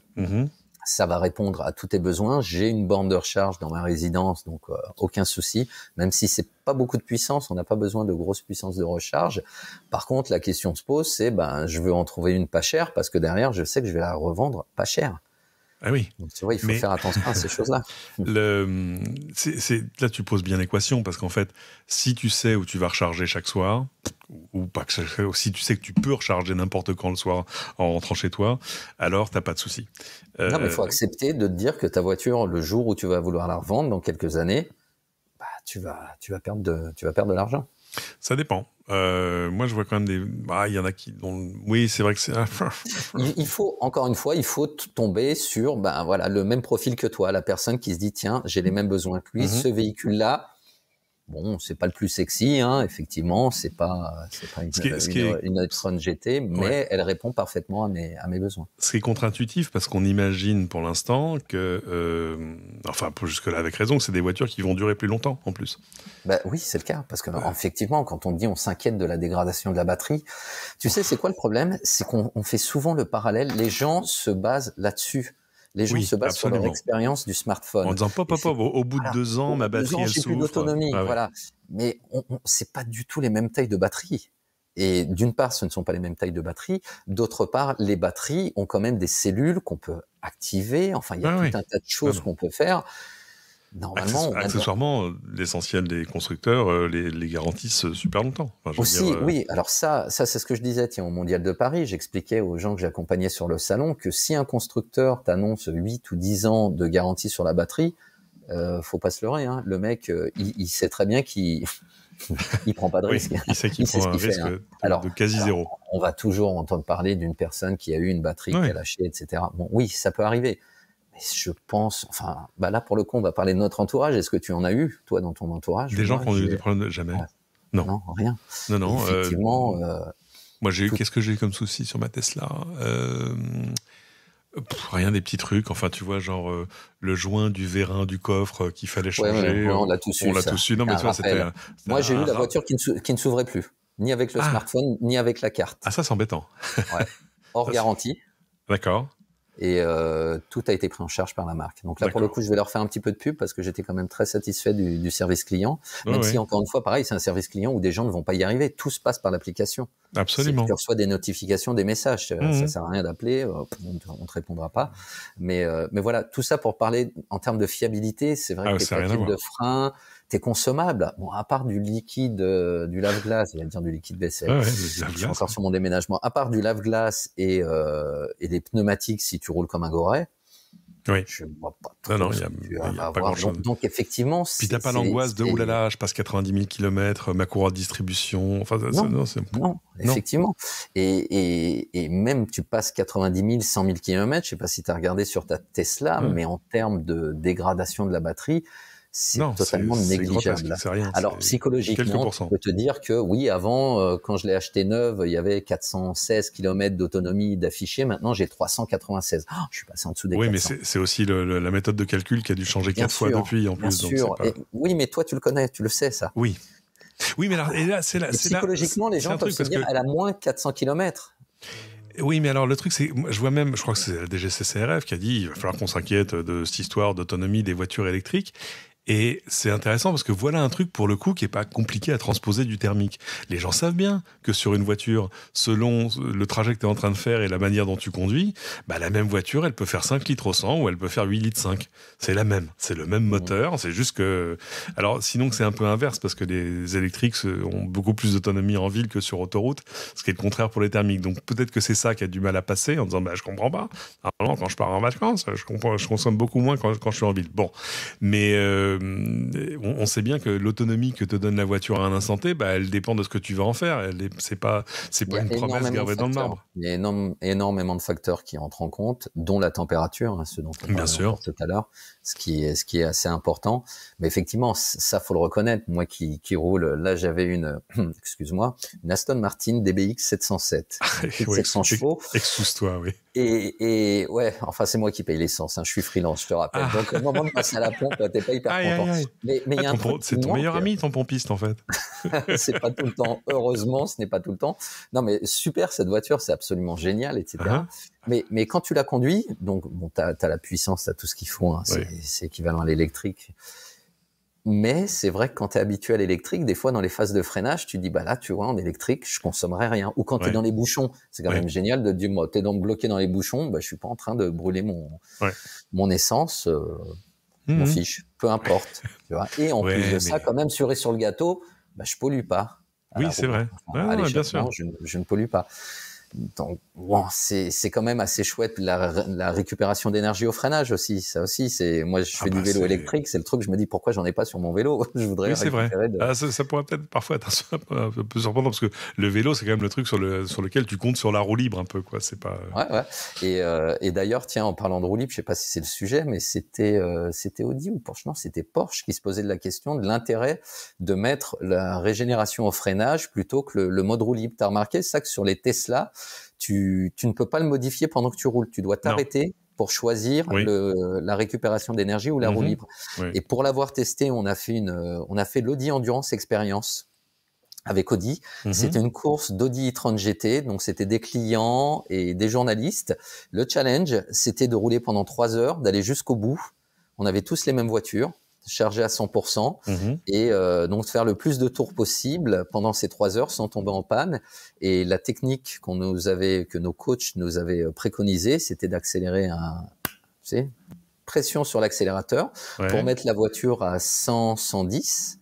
Et à partir de là, on était au Ricard, sur la ligne droite du Ricard, il fallait rester sur ton élan en roue libre. Bon nous on s'est fait avoir parce qu'on avait réactivé le freinage régénératif et donc là c'est pas bon. Donc tout ça pour te dire que quand tu fais des longs trajets avec une voiture comme une Tesla qui n'a pas de palette au volant ou qui ne te permet pas de modifier la régénération, mets-le en roue libre avant de partir sur les longs trajets. Oh, tu viens de me suggérer un truc intéressant. En revanche, en ville, c'est toujours bien d'activer cette régénération parce que et puis dès qu'il y a du dénivelé, c'est magique. Pour l'avoir essayé avec la Livewire, la moto électrique hors de prix dont je te parlais, c'était du délire. En restant dans mon coin, ça monte, ça descend, j'arrive avec plus d'autonomie affichée, bien entendu, que quand je suis parti. Tu te dis, c'est quand même, tu vois, l'Aston Martin, je suis jamais revenu avec plus d'essence que quand je suis parti. donc ça aussi, c'est quand même assez génial. Hein, j'ai souvenir une fois revenant d'Italie, donc une Tesla, je me suis arrêté dans un hôtel juste après le tunnel du Mont Blanc et qui avait une borne de recharge, je crois. D'ailleurs, c'est pour ça que j'avais choisi cet hôtel-là, donc très bien. Et le lendemain matin, on repart, 100% de batterie, super. Et là, je démarre.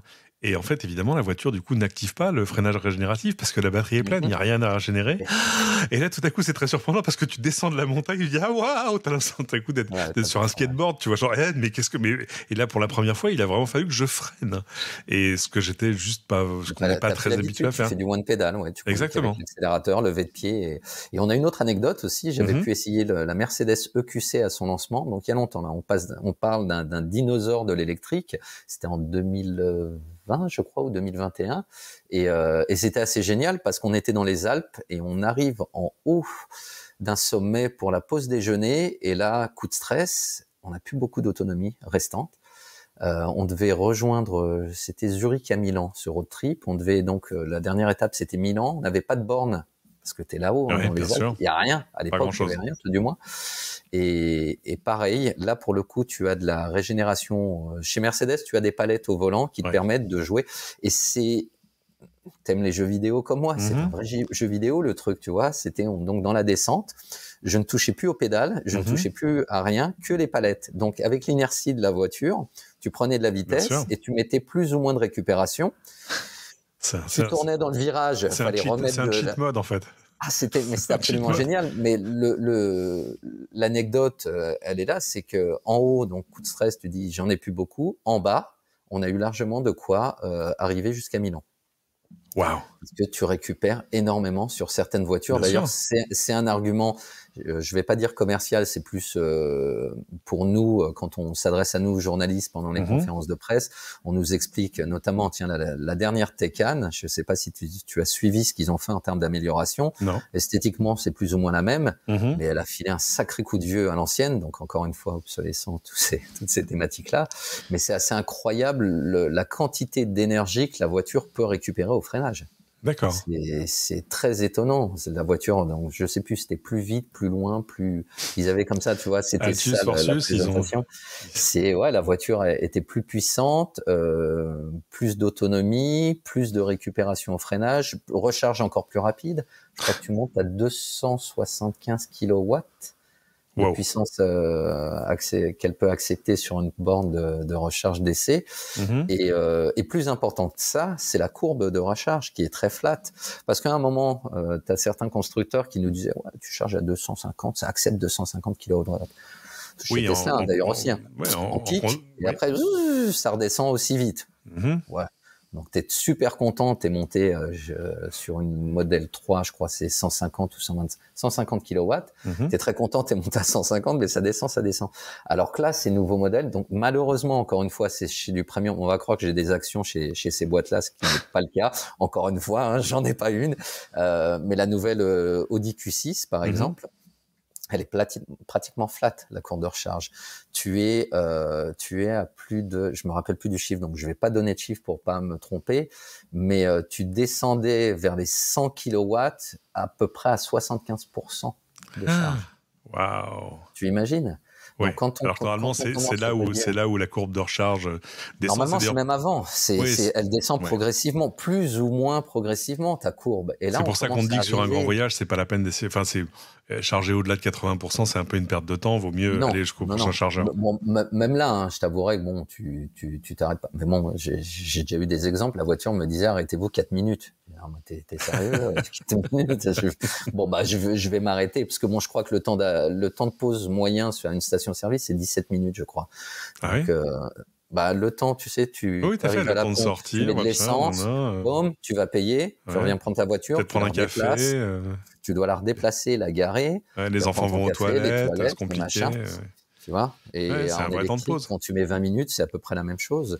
Mais là, avec ces véhicules-là, donc ces nouvelles plateformes 800 volts, ça va quand même vraiment très très très vite. Et en termes de confort d'usage, c'est absolument génial. Et là, ouais, je te l'accorde. Celui qui te dit ouais, non, mais moi les longs trajets, j'ai pas le temps, etc.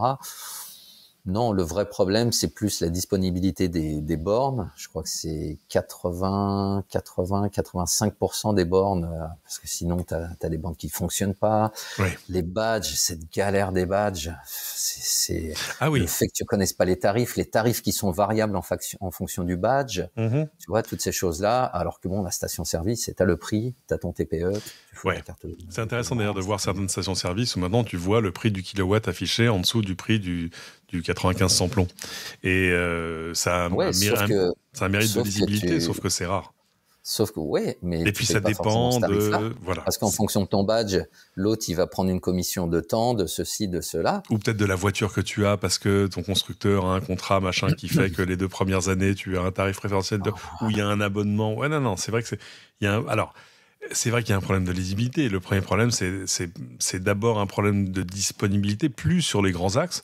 Ça, c'est fini. Il y a plus il y a plus de désert électrique sur les autoroutes. Ça n'existe plus. Moi, j'avais eu l'anecdote toujours avec cette EQC. Tiens, j'en avais pas eu assez. Tu vois, je l'ai fait en été. J'avais fait un Paris-Marseille et déjà le planificateur qui faisait n'importe quoi me faisait sortir de l'autoroute pour reprendre l'autoroute dans l'autre sens parce qu'en fait la borne Unity était dans l'autre sens. Pour recharger, pour retourner. Enfin, tu faisais des détours de 60 bornes. J'ai mis 13 heures pour faire Paris-Marseille.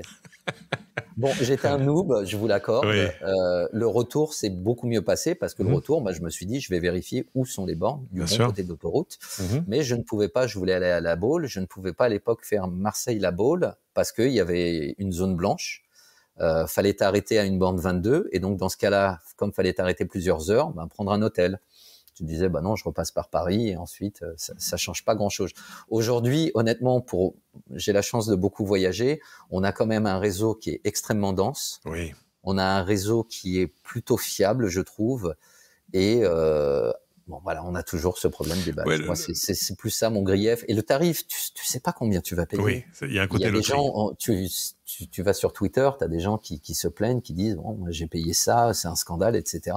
Ça aussi fait que tu dis je ne reviens plus. Je ne veux plus d'électrique, je vais revenir au thermique. C'est l'une des raisons qui font que j'ai souvent du mal à conseiller aux gens d'acheter autre chose qu'une Tesla.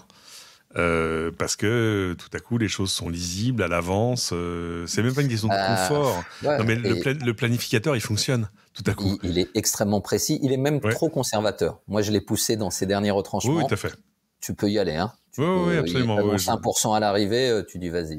Non, mais il suffit de lever le pied à 125 ou à 120 et tout à coup tu vas faire 10% de moins. Il est très précis. Des fois il te dit il faut charger, tiens il faut que vous restiez 15 minutes. Tu dis non j'ai pas le temps, je repars et tu arrives en fait à destination. Surtout que maintenant tu peux décider du pourcentage à l'arrivée.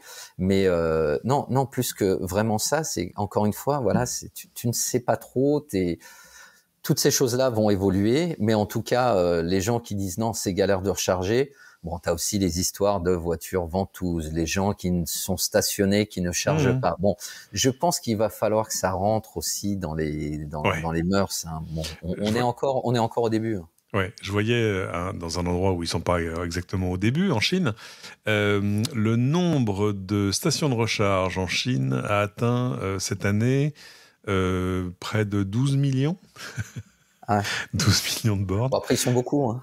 Ah bah ils sont nombreux, mais c'est quand même un truc qui a augmenté de 49% dans l'année. Ça fait beaucoup. Hein. T'imagines le nombre de rien qu'en travaux publics, ça pique les yeux. Et ils ont 30 millions de voitures électriques à ce jour. Enfin en gros ils disent qu'ils ont un ratio de 1 chargeur public pour 2 voitures et demie. Ça va. Ah ouais, là c'est quand même. Après, encore une fois, nous on a un réseau, comme je disais, je le trouve. Enfin, je l'ai vu évoluer. C'était quoi ? C'est il y a 2 ans, je crois, on chambrait l'objectif du gouvernement des 100 000, d'avoir 100 000 points de recharge. Bon, aujourd'hui, franchement, ça m'est arrivé encore là sur un essai. Je vais à la borne, elle prend pas mon badge. Il y a ceci, il y a une galère. Boum, il y en a une autre pas très loin. Chose que n'ont pas fait nos confrères dont on parlait en début d'émission. Borne de recharge rapide, il y en avait une là, il y en avait une là. Enfin bon, vraiment, je sais pas où tu te trouves pour pas en trouver une. Il y a du choix. Après, effectivement, tu as des bornes de recharge plus lentes. Mais dès que tu es sur les grands axes, les autoroutes, après, il y a encore une fois le prix de la recharge sur les grands axes qui, effectivement, c'est un peu plus compliqué. Et pour ça, c'est vrai que Tesla, quand tu as acheté une Tesla, je vois à côté de chez moi, à partir de minuit, c'est 23 centimes le kilowattheure. Oui, il y a un mystère. Alors ça, c'est pour les gens qui sont en Ile-de-France. C'est que de fait, le tarif varie dans la journée, avec même de l'incentive. Moi, je suis passé une fois, et par hasard, parce qu'en fait, c'est pas mon chemin, mais je sais plus, je crois que l'autoroute à 13 était fermée. Enfin bref, et je suis passé par la N118 pour rentrer chez moi à l'ouest de Paris et je suis passé donc à Vélizy. À Vélizy, il y a des superchargeurs et là je clique en disant tiens, est-ce que j'irai charger à Vélizy ? Et là je vois, il était minuit passé et je sais plus quel était le tarif, mais on était en dessous du tarif régulier de l'électricité pour charger sur un. J'ai installé une borne sur ma place de parking ici à un moment et moi le superchargeur il est à littéralement 2 minutes de chez moi là, à Thiers. À Thiers, ouais. Je me suis dit mais il y a des fois où oui, il faut ça. Prix-là, pourquoi te prendre la tête ? Ouais, je suis d'accord. Il y a moult façons de faire baisser le prix. Alors, il y en a une dont je voulais parler, qui est évidemment de produire sa propre électricité. Alors, toi, tu as mis des panneaux solaires partout, mais c'est pas pour recharger ta voiture. Non, il faut relativiser ça. En hiver, moi, je suis chauffé à l'électrique, mes panneaux solaires... Et puis là aujourd'hui il fait soleil, c'est n'importe quelle chance. Mais tu vois ces derniers mois là, on avait du 5 heures d'ensoleillement en 10 jours. Enfin c'était les panneaux solaires rentabilité 0. En revanche en été, t'arrives à produire. En été, si tu peux envisager de recharger un petit peu ta voiture, hein. C'est pas non plus. C'est ça. C'est plus pour la maison que pour la voiture, ou en tout cas, et c'est justement mon sujet du jour. c'est que là aussi, alors là, sur le solaire, heureusement qu'il n'y a pas un gros marché du solaire d'occasion, parce que les prix, ce serait quand même très compliqué. Les prix des panneaux se sont effondrés. C'est un truc, j'ai l'impression qu'on te vend par maintenant un peu comme un paquet de Mentos à la caisse de Carrefour. Tu vois ce que je veux dire? C'est un peu plus grand, hein, le paquet. Non, mais je comprends, mais c'est avec des kits qui démarrent, on est en dessous de 1 000 € en fait pour démarrer. Enfin, et avec des trucs. Attends, non, c'est encore moins cher. Si tu achètes ton panneau solaire de ton côté et que tu mets ton onduleur, que tu as envie de mettre un peu les mains dans le cambouis, ah oui. Alors si tu veux le faire toi-même, alors oui, ça si tu veux le commander sur AliExpress, c'est vrai que c'est pas hyper compliqué, à condition de prendre du matos de qualité quand même, si tu veux, si pas possible. Tout griller. Mais un onduleur de qualité, c'est pas hors de prix. Un panneau solaire, après, pareil, faut vérifier le rendement. Mais pour recharger la voiture, tu peux prendre, en fait, c'est ton reliquat. Tout ce que tu n'utilises pas, ton talon de consommation ou ta clim ou je ne sais trop quoi, s'il t'en reste, effectivement, mais compte pas là-dessus pour recharger ta batterie totalement. Et surtout, vu les tarifs, encore une fois, de certains constructeurs, on parlait de Tesla, il faut savoir que sur les bornes Ionity, tout ce qui est tous les constructeurs qui sont membres du consortium proposent, quand tu achètes la voiture, tu as des charges à tarif réduit. Oui, tout à fait. Ouais, absolument. Ionity, etc. Alors, au-delà des panneaux solaires, maintenant, les mêmes veulent te vendre des batteries. Parce qu'évidemment, le problème du solaire, c'est qu'il produit au moment souvent où tu n'es pas chez toi. Et la batterie, elle peut prendre le relais en fin de journée, le matin, la nuit, etc. Mais tout ça a un coût. Moi, j'ai voulu aller un peu plus loin, comprendre le marché, puis comprendre, parce que c'est des règles de 3 un peu compliquées, combien ça coûte, est-ce que c'est compliqué, est-ce que c'est pour tout le monde, est-ce que c'est pour tout, est-ce que du nord au sud de la France, c'est pertinent, combien de temps il faut pour que ce soit rentable. On est allé parler, pour en savoir plus, à Jean-Baptiste Delahaye, qui est chef de produit chez BIM. Écoutez-le. Bonjour Jean-Baptiste Delahaye.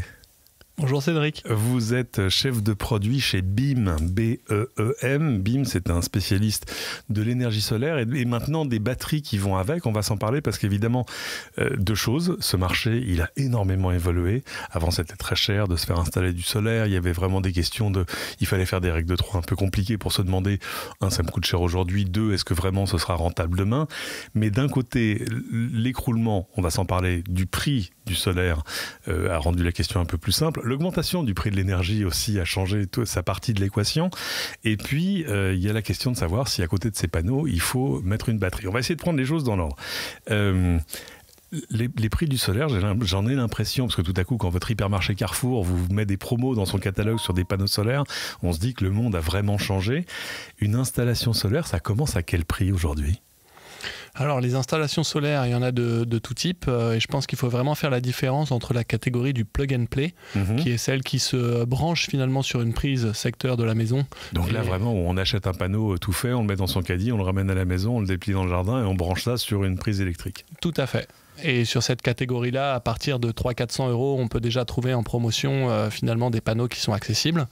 Et sur ces panneaux-là, il n'y a pas de possibilité de revente du surplus. C'est-à-dire que quand on est chez soi et qu'on produit plus que l'on ne consomme, l'énergie repart automatiquement dans le réseau et on ne peut pas être rémunéré pour cela.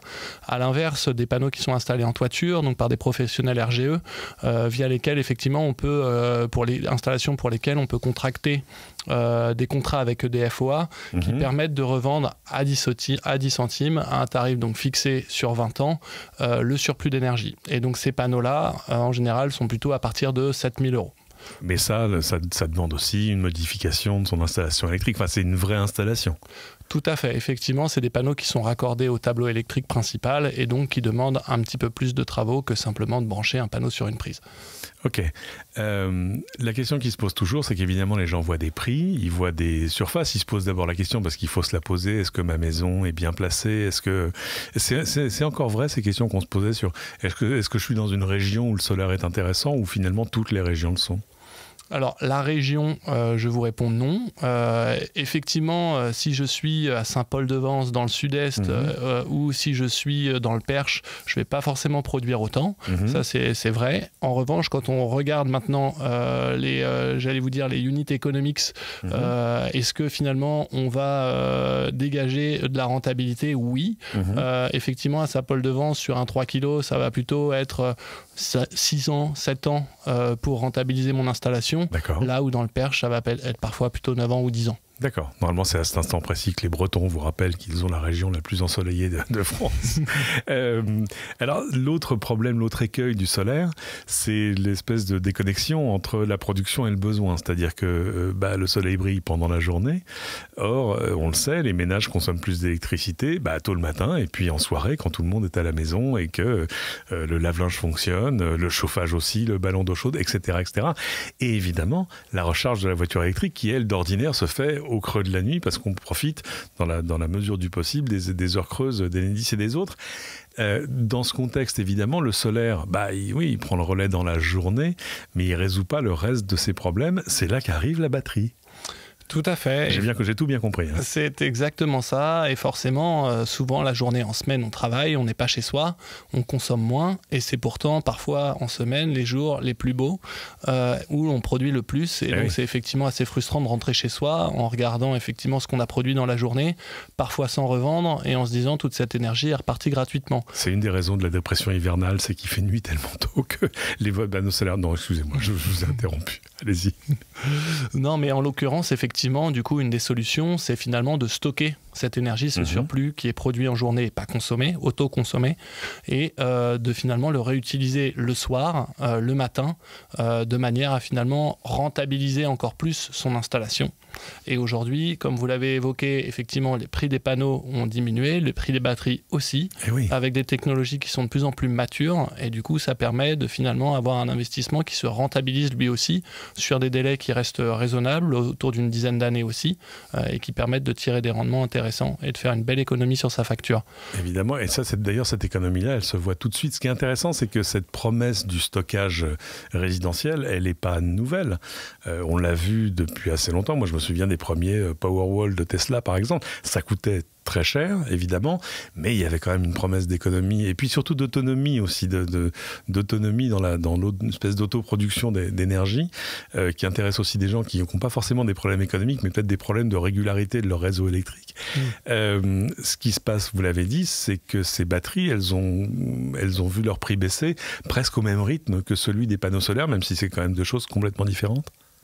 Tout à fait. Aujourd'hui, on arrive sur des batteries, en tout cas pour la nôtre, nous, qui sont en dessous de 1 000 € le kilowattheure, avec, comme je disais, des technologies qui ont progressé, donc qui permettent d'avoir quand même une puissance de sortie de la batterie qui est suffisante pour pouvoir alimenter à un instant T un ballon d'eau chaude, un four, pouvoir aussi réinjecter éventuellement dans son véhicule électrique si c'est nécessaire, avec une garantie qui va jusqu'à 15 ans aussi, une technologie LFP qui a quand même fait ses preuves, donc c'est un certain nombre d'éléments qui effectivement rassurent aujourd'hui les consommateurs et qui permettent à un certain nombre de passer le pas. Alors évidemment, c'est pas une taille unique, c'est-à-dire qu'il y a, je voyais les offres chez vous, il y a des batteries qui font 6 kg, 10 kg, 13 kWh. Vous le disiez, prix d'appel, premier prix, on est en dessous des 6 000 € TTC pour une batterie d'un peu plus de 6 kWh. C'est quoi les critères de choix ? Qu'est-ce qui doit me guider vers une capacité plutôt qu'une autre ? Est-ce que c'est la capacité de production que j'ai selon le nombre de panneaux solaires et leur puissance ? Est-ce que c'est les besoins que j'ai en consommation ? Est-ce que c'est juste le budget ? Je dirais que c'est un ensemble de ces trois facteurs. Il y a bien sûr mon installation solaire, mais qui dépend, le besoin de la batterie, je dirais, dépend aussi de ma consommation. Bien sûr. Donc simplement, si aujourd'hui j'autoconsomme énormément de mon installation solaire, j'autoconsomme peut-être 80%, la batterie ne va pas être très pertinente. En revanche, une batterie importante, dirais-je. Oui. En revanche, si j'autoconsomme plutôt proche de 50%, la batterie devient très intéressante. Et entre les deux, ça dépend des cas, j'allais vous répondre. Et je pense que ce qui est important de noter, c'est qu'aujourd'hui, une batterie importante va permettre de pallier à un plus grand nombre de cas, va également permettre de fournir de l'énergie, quels que soient finalement les appareils qui consomment dans la maison, et de maximiser finalement les économies. Donc peut-être que notre batterie aujourd'hui peut paraître un peu plus chère que certaines batteries du marché, mais elle permet de couvrir ces éléments-là, et elle permet aussi de répondre à toutes les normes aujourd'hui qu'il y a en France, de passer le Consuel, ce qui n'est pas le cas parfois de batteries qui peuvent être un peu moins chères, qui elles se branchent aussi sur la prise, mais qui effectivement n'ont pas toutes ces garanties. Vous le disiez, on commence à 6 kg. Si je veux une batterie de 13 kWh, ça va me coûter 9 900 €. D'accord. Ah oui, donc on est encore bien en dessous des 1000 euros le kilowattheure. La durée de vie de ces batteries, on se posait souvent la durée de vie des panneaux solaires. Du coup, maintenant, on se pose la question de la durée de vie de ces batteries. Elles sont garanties combien de temps ? Garantie 15 ans. Ah oui. Et avec une durée de vie que nous, on estime à 20 ans. Voilà, avec vraiment un début de recul vraiment satisfaisant sur ces technologies-là. On travaille, nous, chez BIM, avec un fournisseur qui est quasiment numéro 1 mondial. Alors, vous le savez aujourd'hui. Ça s'appelle quoi ? C'est ATL ? C'est ATL, c'est en passe de chez ATL et qu'on a choisi pour notamment son exigence en matière de sécurité et aussi son expertise. On a des gens sur le marché, pour vous donner quelques anecdotes, comme l'ancien directeur sur les batteries qui était chez Anker, qui a décidé de passer chez Enpass, justement parce que il y a vraiment l'idée derrière que ces batteries, c'est des technologies qui sont compliquées, qui sont pas si évidentes, sur lesquelles les consommateurs s'engagent sur un certain nombre d'années et où il faut être sérieux pour bien faire son métier. Et je pense qu'aujourd'hui, chez BIM, c'est un de nos leitmotivs numéro 1. Pour mémoire, c'est ATL, c'est eux qui produisent les batteries LFP de l'essentiel de l'entrée de gamme des Tesla, par exemple. Enfin, c'est le plus gros fabricant de batteries au monde. Et c'est eux qui ont beaucoup poussé cette technologie LFP qui a plusieurs intérêts. D'abord, son prix. Secondo, pas de cobalt, pas de nickel, juste du graphite, du lithium et du fer. Et surtout, une durée de vie plus longue que les batteries lithium-ion habituelles. C'est un nombre de cycles de charge et de décharge bien plus long avant que la batterie perde en capacité. Elle perd très peu, en tout cas sur les voitures. On peut attendre de voir ce qui se passe sur le résidentiel, même si là, elles n'ont pas le problème de surchauffe lié à la charge rapide, à ce genre de choses. C'est pas du tout... les gens qui viennent vers vous, ils font juste ce calcul économique, ou alors c'est juste parce que voilà, il y a un côté attrayant à voir sa facture d'électricité s'effondrer. Je crois que le côté de la facture, c'est de la poudre aux yeux, et la plupart quand même des clients ont en tête le rationnel économique et sont curieux et commencent à être de plus en plus renseignés. Je dirais que vraiment, il y a une vraie évolution. Et je pense qu'il faut aussi pas éluder la catégorie des personnes qui ont un réseau qui est relativement instable. Oui, on en parlait tout à l'heure. Avec un certain nombre de coupures qui peuvent arriver. Et aujourd'hui, finalement, quand on combine à la fois les économies et finalement le fait, la certaine sérénité sur la stabilité de l'électricité chez soi, et ben ça fait deux arguments qui fait qu'on a envie de passer à l'action. Bon, vos affaires vont bien en ce moment ? Les affaires vont bien. Je vous vois avec un grand sourire. Il faut combien de temps entre le moment où je vous appelle et le moment de l'installation ? Il faut compter, alors sur une batterie, si vous avez déjà une installation solaire, par exemple, en 2 semaines, vous recevez la batterie chez vous. Et puis nous, j'allais dire, les électriciens ou les geeks les plus affirmés installent leur batterie eux-mêmes. Et c'est quand même notre marque de fabrique depuis le départ, puisqu'on vient du plug and play, c'est-à-dire des kits qui sont à brancher en autonomie. Donc on a vraiment cette marque de fabrique et puis cette volonté finalement d'accompagner au maximum le consommateur dans son autonomie. Donc c'est vraiment notre volonté. Et puis évidemment, un certain nombre passe par plutôt des installateurs. Aujourd'hui, je vous dirais que là, à l'amorce de Noël, notre carnet de commandes s'est bien rempli. Donc on va dire que c'est plutôt 1 mois et demi pour être installé sur la batterie uniquement. Bon, tout ça est passionnant. Ça donne envie d'essayer. Ne serait-ce que parce que, je sais pas, il y a une espèce de sentiment, c'est presque de la magie. C'est-à-dire que tout à coup, l'électricité vous vient plus du réseau, mais de quelque chose que vous produisez vous-même. Merci beaucoup, Jean-Baptiste Delahaye. Je rappelle, vous êtes chef de produit chez BIM. À bientôt. À bientôt, Cédric. Merci. Bon, tout ça est intriguant, mais évidemment, faites bien la règle 3 quand même avant de vous lancer dans une installation ambitieuse, même si le prix de l'ambition, lui, il a quand même largement baissé. J'avais un sujet dont je voulais parler. Moi, j'ai été frappé, j'étais à San Francisco en septembre, et il y a des Waymo partout dans les rues. Waymo, c'est la voiture autonome de Google, alors, qui est en fait une Jaguar, hein, mais équipée de capteurs et de logiciels Google, qui sont là pour le coup des taxis 100% autonomes. Moi, j'ai d'abord été frappé de voir à quel point ce truc qui est de l'ordre de l'extraterrestre. Enfin, tu vois ce que je veux dire, ça fait drôle de voir passer cette voiture sans personne au volant. Hein. Absolument. Et puis, ce que je veux dire, c'est la vitesse à laquelle les gens se sont habitués au truc. Genre, c'est même plus une curiosité. Il y a que les touristes qui prennent des photos. Ouais, hein. Ok, il y a des Waymo. Bon, c'est un peu pareil pour les Cybertrucks, mais c'est alors qu'en fait, c'est totalement frappant. Enfin, c'est incroyable. Alors, évidemment, quand il y a des bugs, tout le monde s'en fait l'écho. Que, tu vois, quand le truc se fait bloquer parce que... C'était quoi le truc? Ah oui, il y avait des cônes sur les capteurs.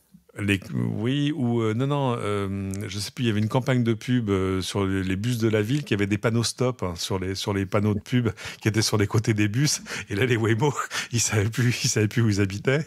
Donc, il est arrivé qu'il y en ait qui bloquent la route, mais évidemment, il y a des agents qui peuvent intervenir à distance, voilà. Enfin bref, c'est formidable, fluide. La question évidemment qu'on se pose, c'est mais est-ce que tout ça est transposable chez nous? Eh ben, c'est compliqué. Moi, j'ai vu un article chez nos amis de Numérama qui dit que le cauchemar de Waymo, enfin la raison pour laquelle Waymo va peut-être pas arriver chez nous tout de suite, c'est que son cauchemar, c'est les ronds-points.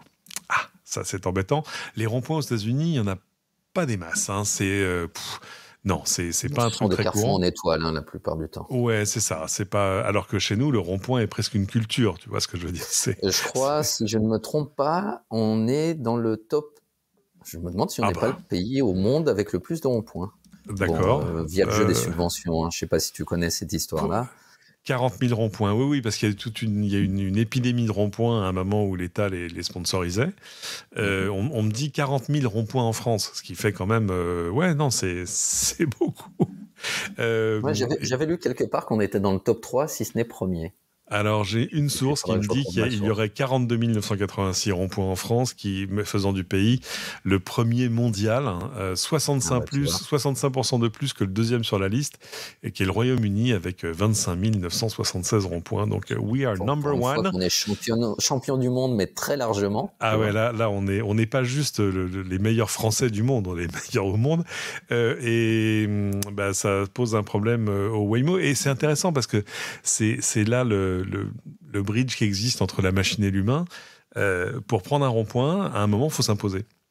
Alors que Waymo, alors apparemment Waymo peut avoir un peu de personnalité parfois, tu vois, pour s'insérer dans le trafic, pour prendre des virages à gauche, etc. Mais le rond-point, apparemment, c'est un vrai souci.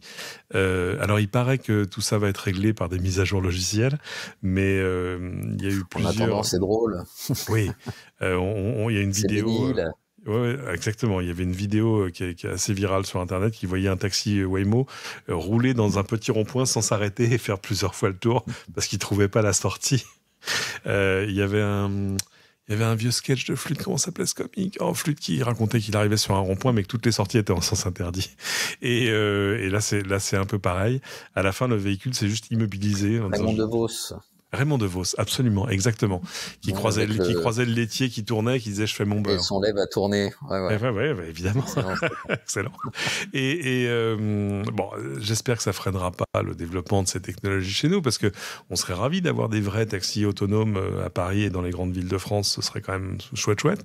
D'autant qu'en plus, ils sont pas très chers à prendre. Et puis que c'est appelé à se développer. Mais ça me confirme, moi, dans une vieille croyance que j'ai depuis très longtemps, c'est que le boss level de la voiture autonome, c'est quand même le rond-point de l'Étoile à Paris. Si tu fais une voiture autonome, si tu fais une voiture où il y a même, c'est génial. Il y a des vidéos sur YouTube d'Américains qui louent une voiture en arrivant à Paris parce que leur culture c'est de louer une voiture à la descente de l'avion et pas forcément de prendre les transports, et qui disent voilà, where am I going? I'm going to see des Champs-Élysées, et ils s'arrêtent sur le rond-point. Et pour eux c'est comme le débarquement de 45. Enfin tu vois, c'est un truc, c'est Omaha Beach quoi. C'est l'enfer sur terre. Et ils disent mais je ne comprends pas, où sont les fils? Pourquoi les fils ne sont pas délimités au sol? Non monsieur, ça marche pas comme ça ici. Regardez à droite, non, regardez à droite, mais à gauche maintenant, attention. Non, je comprends. On a tous pris l'étoile la première fois, une fois dans nos vies.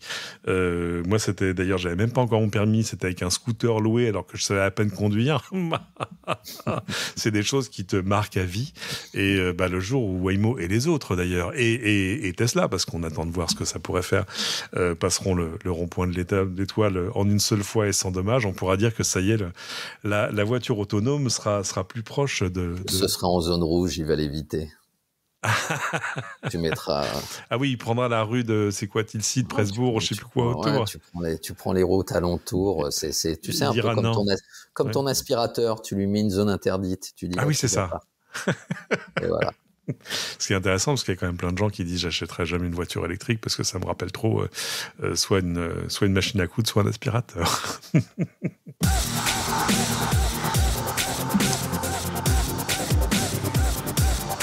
Bien voilà, c'est ainsi que va se terminer cet épisode des Doigts dans la prise. On espère évidemment qu'il vous a plu, on espère surtout que vous êtes bien abonné à ce podcast, hein. Sinon c'est bien le moment d'y remédier. Je voulais remercier chaleureusement Driss Abdi, avec qui on serait bien resté une petite heure de plus, s'il n'avait pas un enfant à aller chercher à l'école.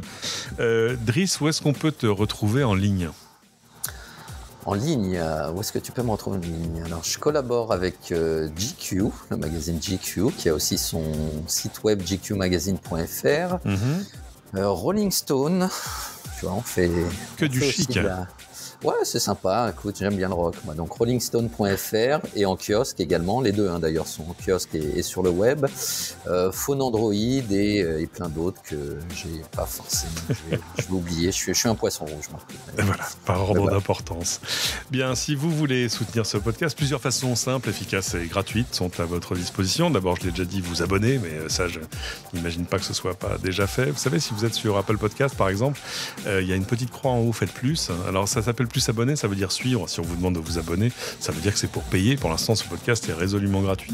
Peut-être que ça ne durera pas d'ailleurs. Peut-être qu'un jour, finalement, j'accepterai ma condition de podcast premium, parce que les choses rares sont forcément chères. Si vous êtes déjà abonné, évidemment, parlez-en autour de vous, à vos amis, en disant regarde, arrête de raconter, Gérard, arrête de raconter des conneries sur la voiture électrique, vous qui allez passer les fêtes de Noël là. Tiens, tu vas aller écouter les Doigts dans la prise, tu vas enfin comprendre avec des vrais gens ce que c'est dans la vraie vie. Et puis enfin, évidemment, c'est peut-être le plus important, sur votre plateforme de podcast préférée, allez nous mettre 5 étoiles, rien de moins. Le commentaire, s'il n'est pas élogieux, gardez-le pour vous, ou mettez-le sur Twitter, ce sera moins grave. Les algorithmes sont ainsi faits que c'est quand même la meilleure manière de donner de la visibilité à ce podcast et de lui faire regagner un jour. Mais ça va surtout reposer sur ma capacité à le faire plus régulièrement. Sa position logique de number one. Les Doigts dans la prise est une production signée Streamtown. Merci à tous, on se retrouve au prochain épisode. D'ici là, bonne route et à la prochaine.